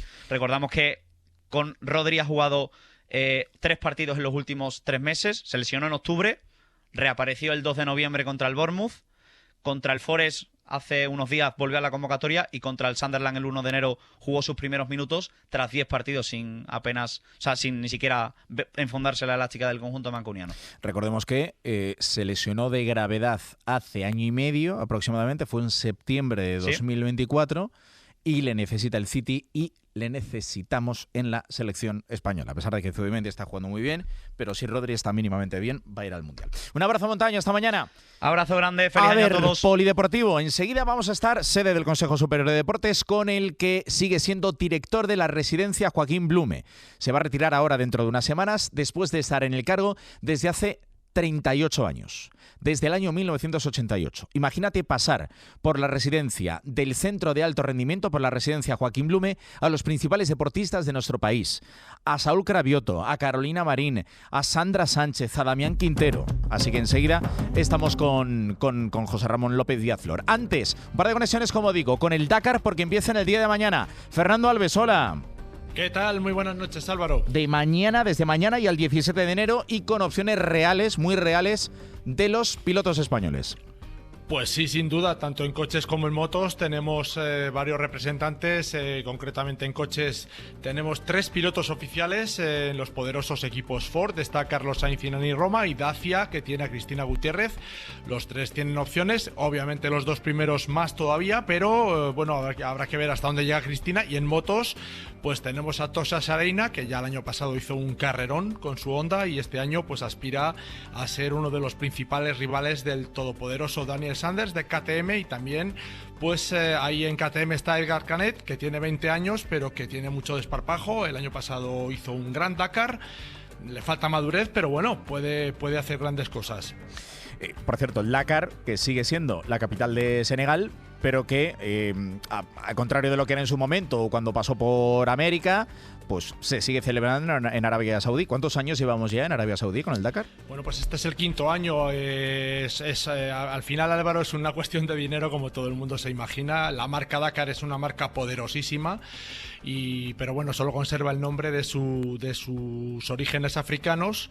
Ahora está muy asentada en Arabia Saudí. Es un país que se quiere abrir al mundo, que quiere aparentar por lo menos que se quiere poner en línea con el resto de países, digamos, más civilizados, y lo hace a través de grandes inversiones en el deporte.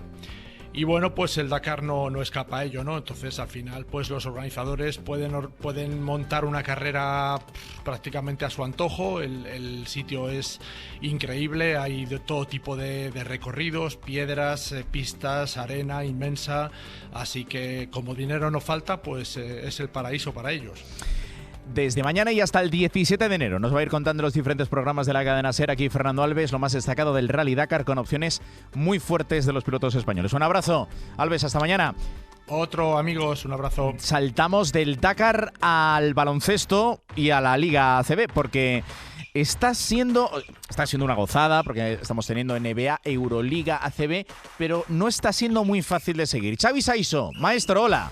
Hola, ¿qué tal? Buenas noches. Ya hemos escuchado antes a Kevin Fernández, ha palmado el Baskonia en Euroliga, ha ganado el Real Madrid, hemos escuchado a Marta Casas, pero es que hoy además ha habido partidos ACB.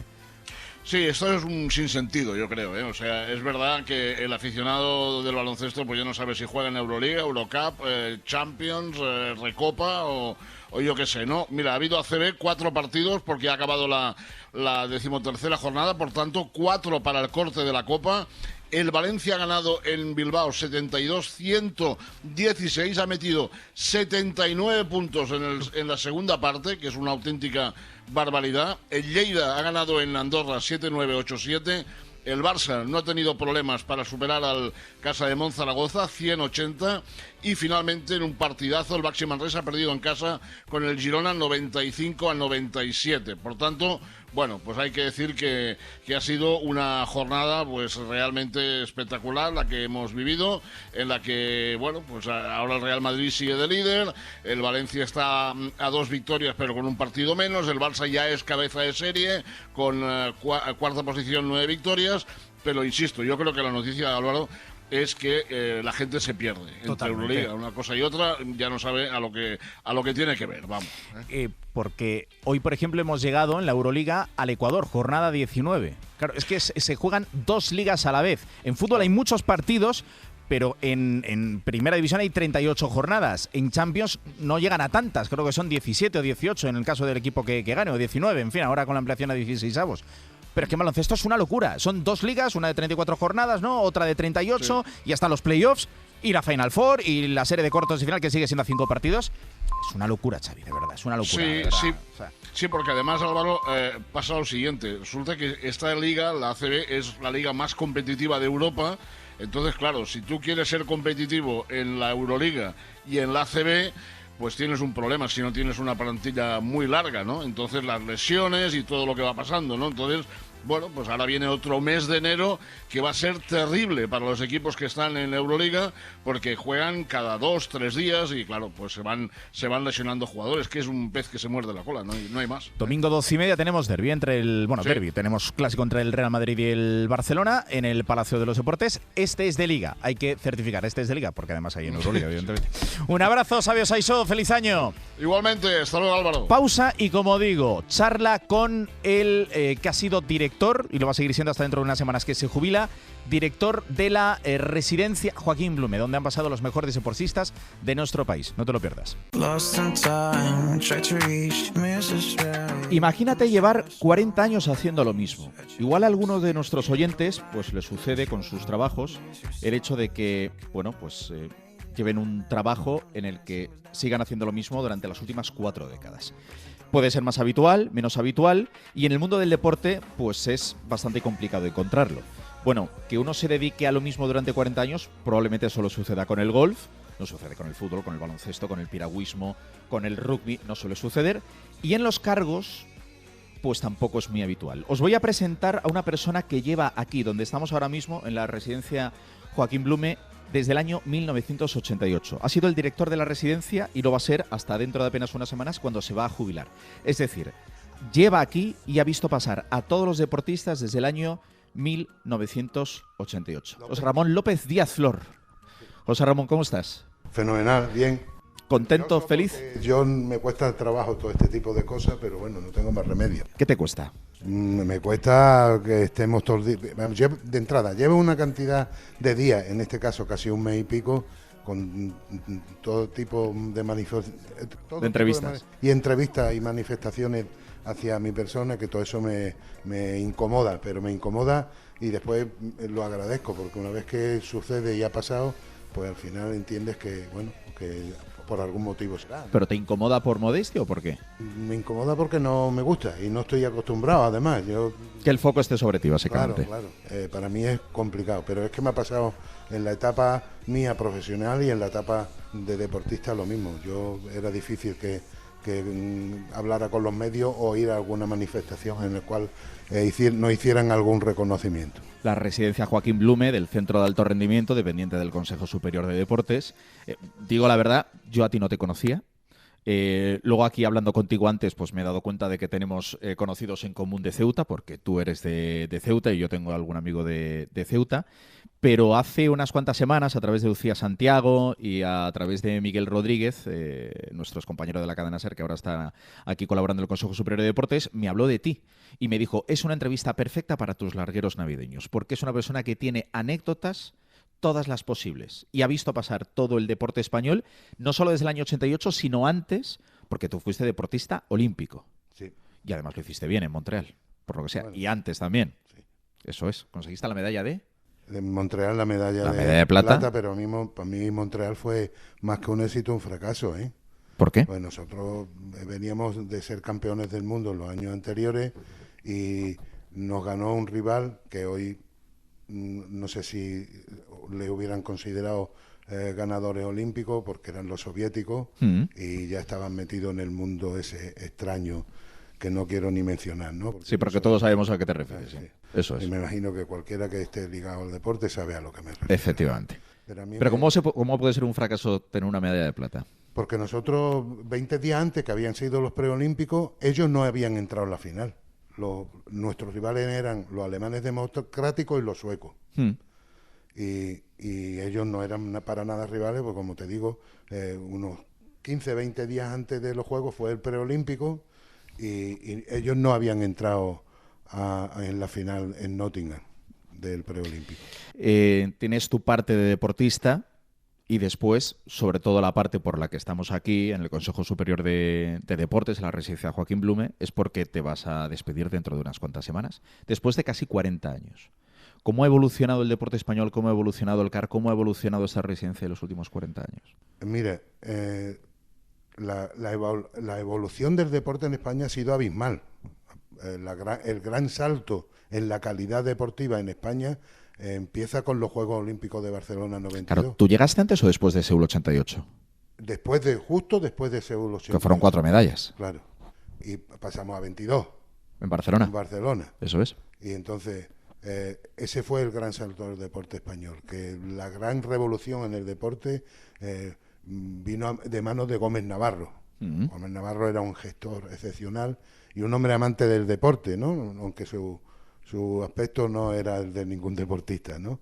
Pero Gómez Navarro fue el idealista de la evolución del deporte en España antes de los Juegos Olímpicos, porque yo vine en el 88, pero él se incorporó como secretario de Estado ya en esta casa en el 86, o sea, no, en el 85, o sea que tuvo... Unos años antes de que llegaras tú. 3 años antes. ¿Cómo por aquí ha pasado Carolina Marín, Damián Quintero, Sandra Sánchez? Ahora mismo, ¿cuántos deportistas hay aquí en esta residencia? Aquí 225 internos. Internos. Internos y 150 externos, que hacen todos los servicios, pero no duermen en la residencia. ¿Cómo era esta residencia en el año 88? En el año 88 no existía esta residencia. Era una residencia que se demolió, ¿no?, en su día, hace 4 años, no 5 años. Si es de esta es como si fuera un hotel, lógicamente, con todos los medios necesarios para atender como se merecen los deportistas españoles, ¿vale? Pero la anterior residencia era una residencia que para nosotros fue una divinidad, lógicamente, y nos vino de maravilla porque vivíamos de hoteles o en la antigua residencia General Moscardó, que está en la avenida, al lado de la avenida, o sea, en la avenida América. Y aquello era... ¿Cómo era eso? Eso era tercermundista. Fíjate tú, si era tercermundista, que la piscina estaba en la 3ª planta. ¿Piscina en la 3ª planta? Piscina en la 3ª planta. De ahí para abajo había gimnasio, el gimnasio era de solo y exclusivamente de los deportistas que había becado en ese momento, que era de gimnasia deportiva, que había 7 deportistas, unos 10, 12 atletas, y nosotros que íbamos esporádicamente, porque nosotros nuestra situación, la idónea es estar cerca de un río, lógicamente, por nuestro deporte. Piragüistas. Sí, y entonces pues... estábamos casi siempre en Sevilla, pero al principio, la pretemporada, veníamos a Madrid. Lo comentabas antes de empezar la entrevista, ¿cómo eran las habitaciones antes?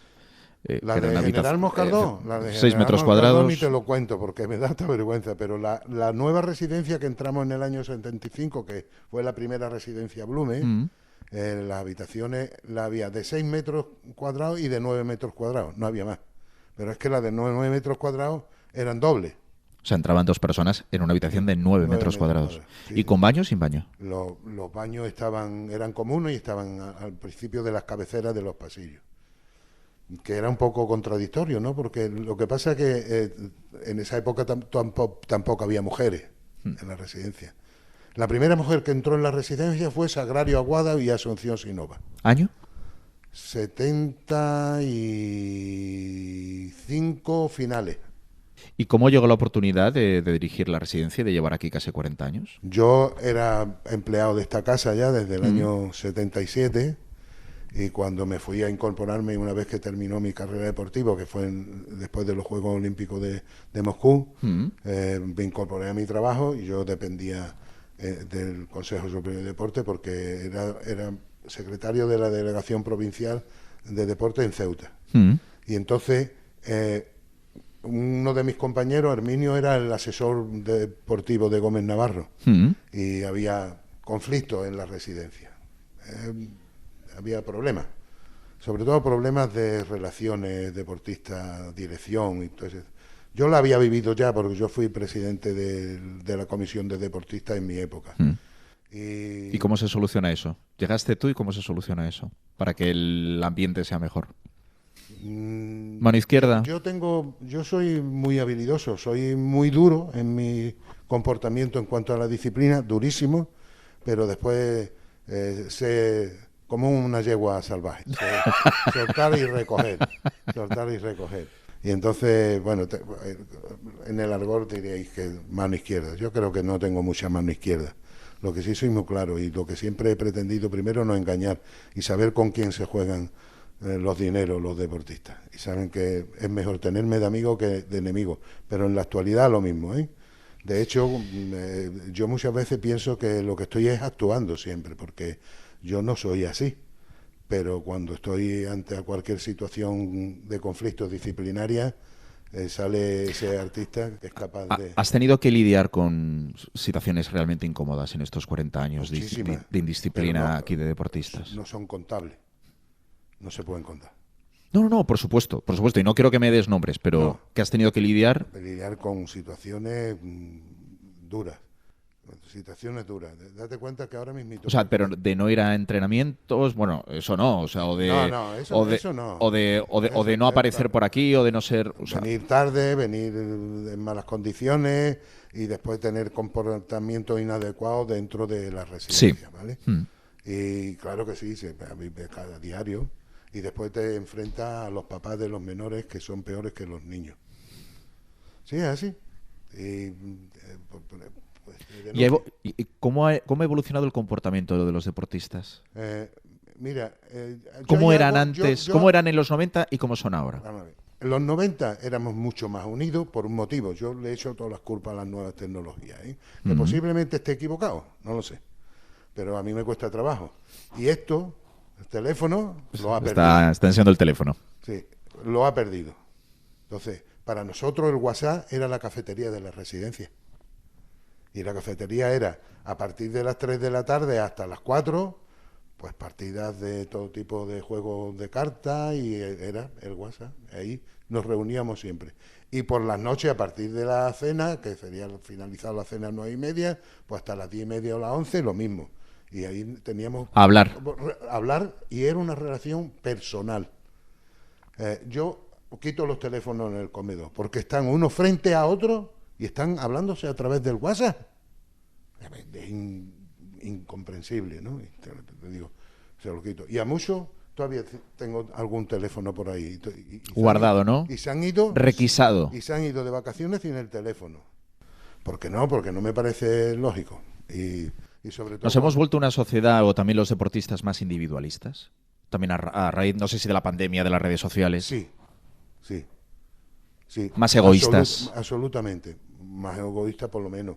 Pues seguro. Pero además, date cuenta que yo tengo una percepción también de este tipo de cosas que me estás preguntando, es que a la llegada del dinero al deporte, y cuando te digo eso, hablo de sponsorizaciones y de...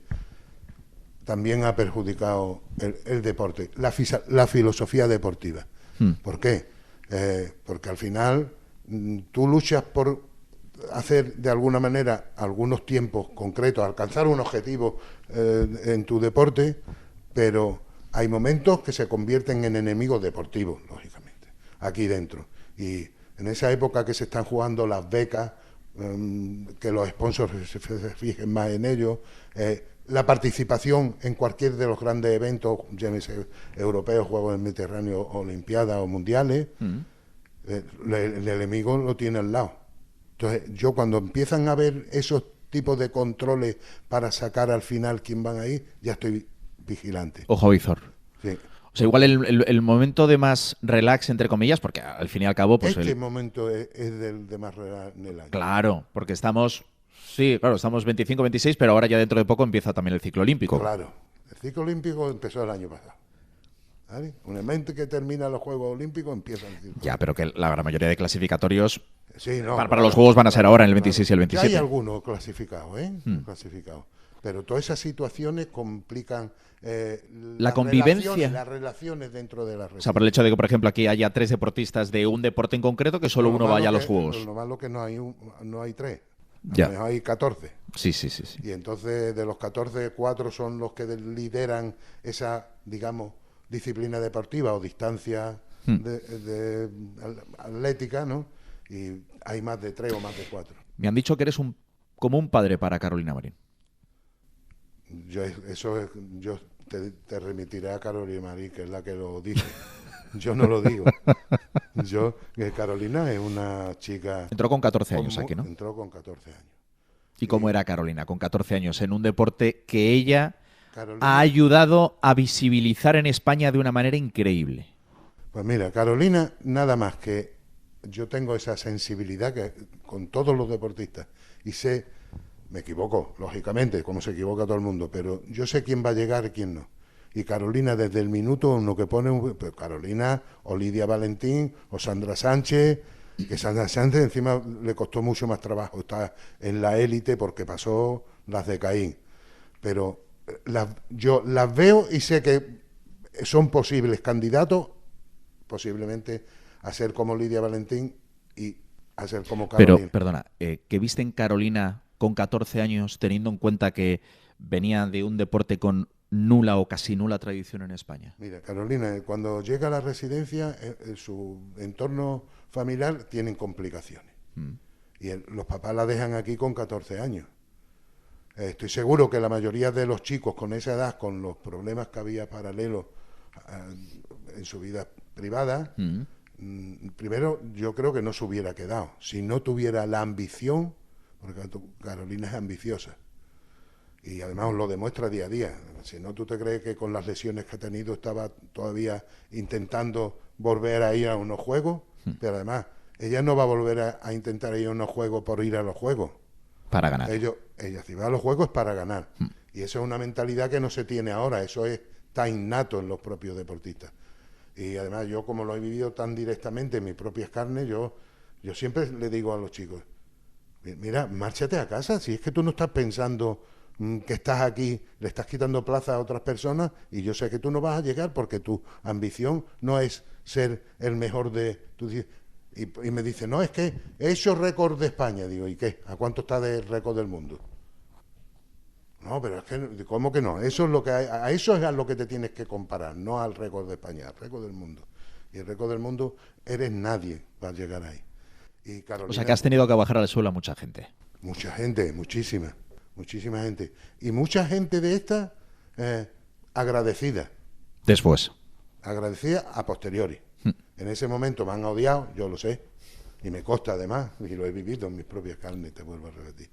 Pero después me lo han agradecido. Y el otro día en este acto que hubo, de alguna manera... de reconocimiento que te hicieron. Reconocimiento a mi persona, pues los propios deportistas, veteranísimos, ¿no? De mi época y anteriores, me decían eso. Dice, es que yo no llegué a nada, pero enseguida me abriste los ojos. Se nota, yo lo percibo enseguida. ¿Y a quién más has tenido por aquí? O sea, Sandra, a Damián, pues tuve a Quereda... Juan Carlos Higuero, a Juan Carlos de la Osa, a pues, tanta gente que se me olvida. Saúl fue becado, Carlos fue becado. Saúl fue becado, pero no dormía aquí. Sí. Ah, sí. Sí. También aquí Saúl Cravioto. Sí. Saúl es piragüista porque le salvé la vida, por ¿Por si qué? no lo sabéis. Hombre, porque su entrenador, que era Carlos Viñols en ese momento, eran unos elementos, ¿eh? Sí. Habían hecho una fechoría en las instalaciones y el entrenador, que eran los entrenadores de la antigua escuela, automáticamente lo primero que fue iniciarle un expediente disciplinario para echarlo a la calle. Y le digo, ¿pero qué estás pensando? Si este es el mejor que tú tienes ahí. No, pero no gana.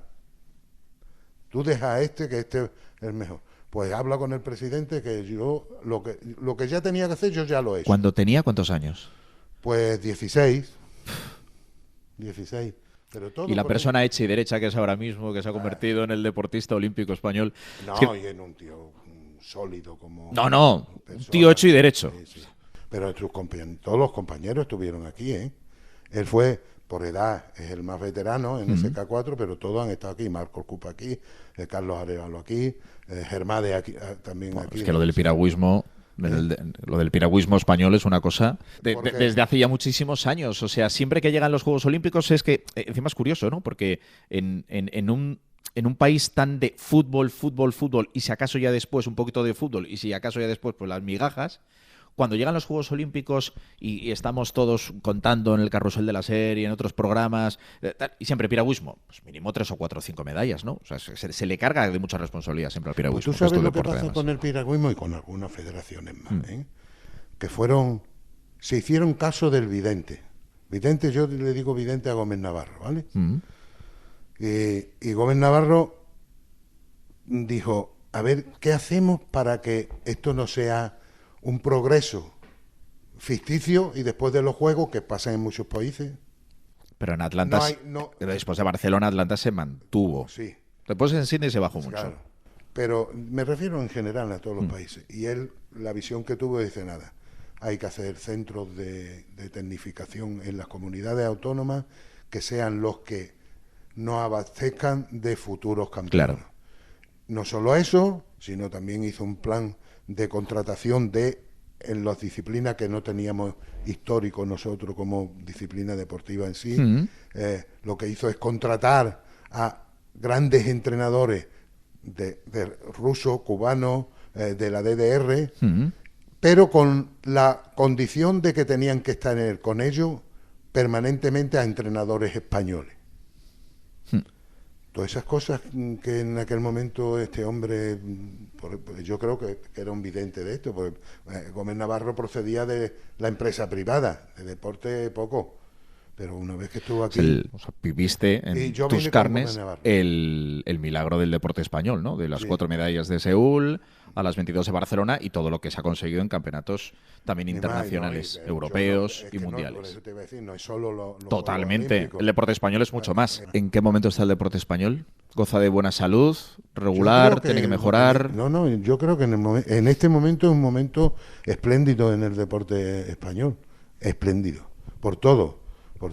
Y porque desde la propia casa se hacen planes de seguimiento, de control, de nuevos proyectos permanentemente, que sin eso no seguiríamos avanzando, porque lo que hagamos nosotros lo van a hacer los demás, y lo que hacen los demás intentamos en muchos casos, cuando dan grandes resultados, imitarlos nosotros.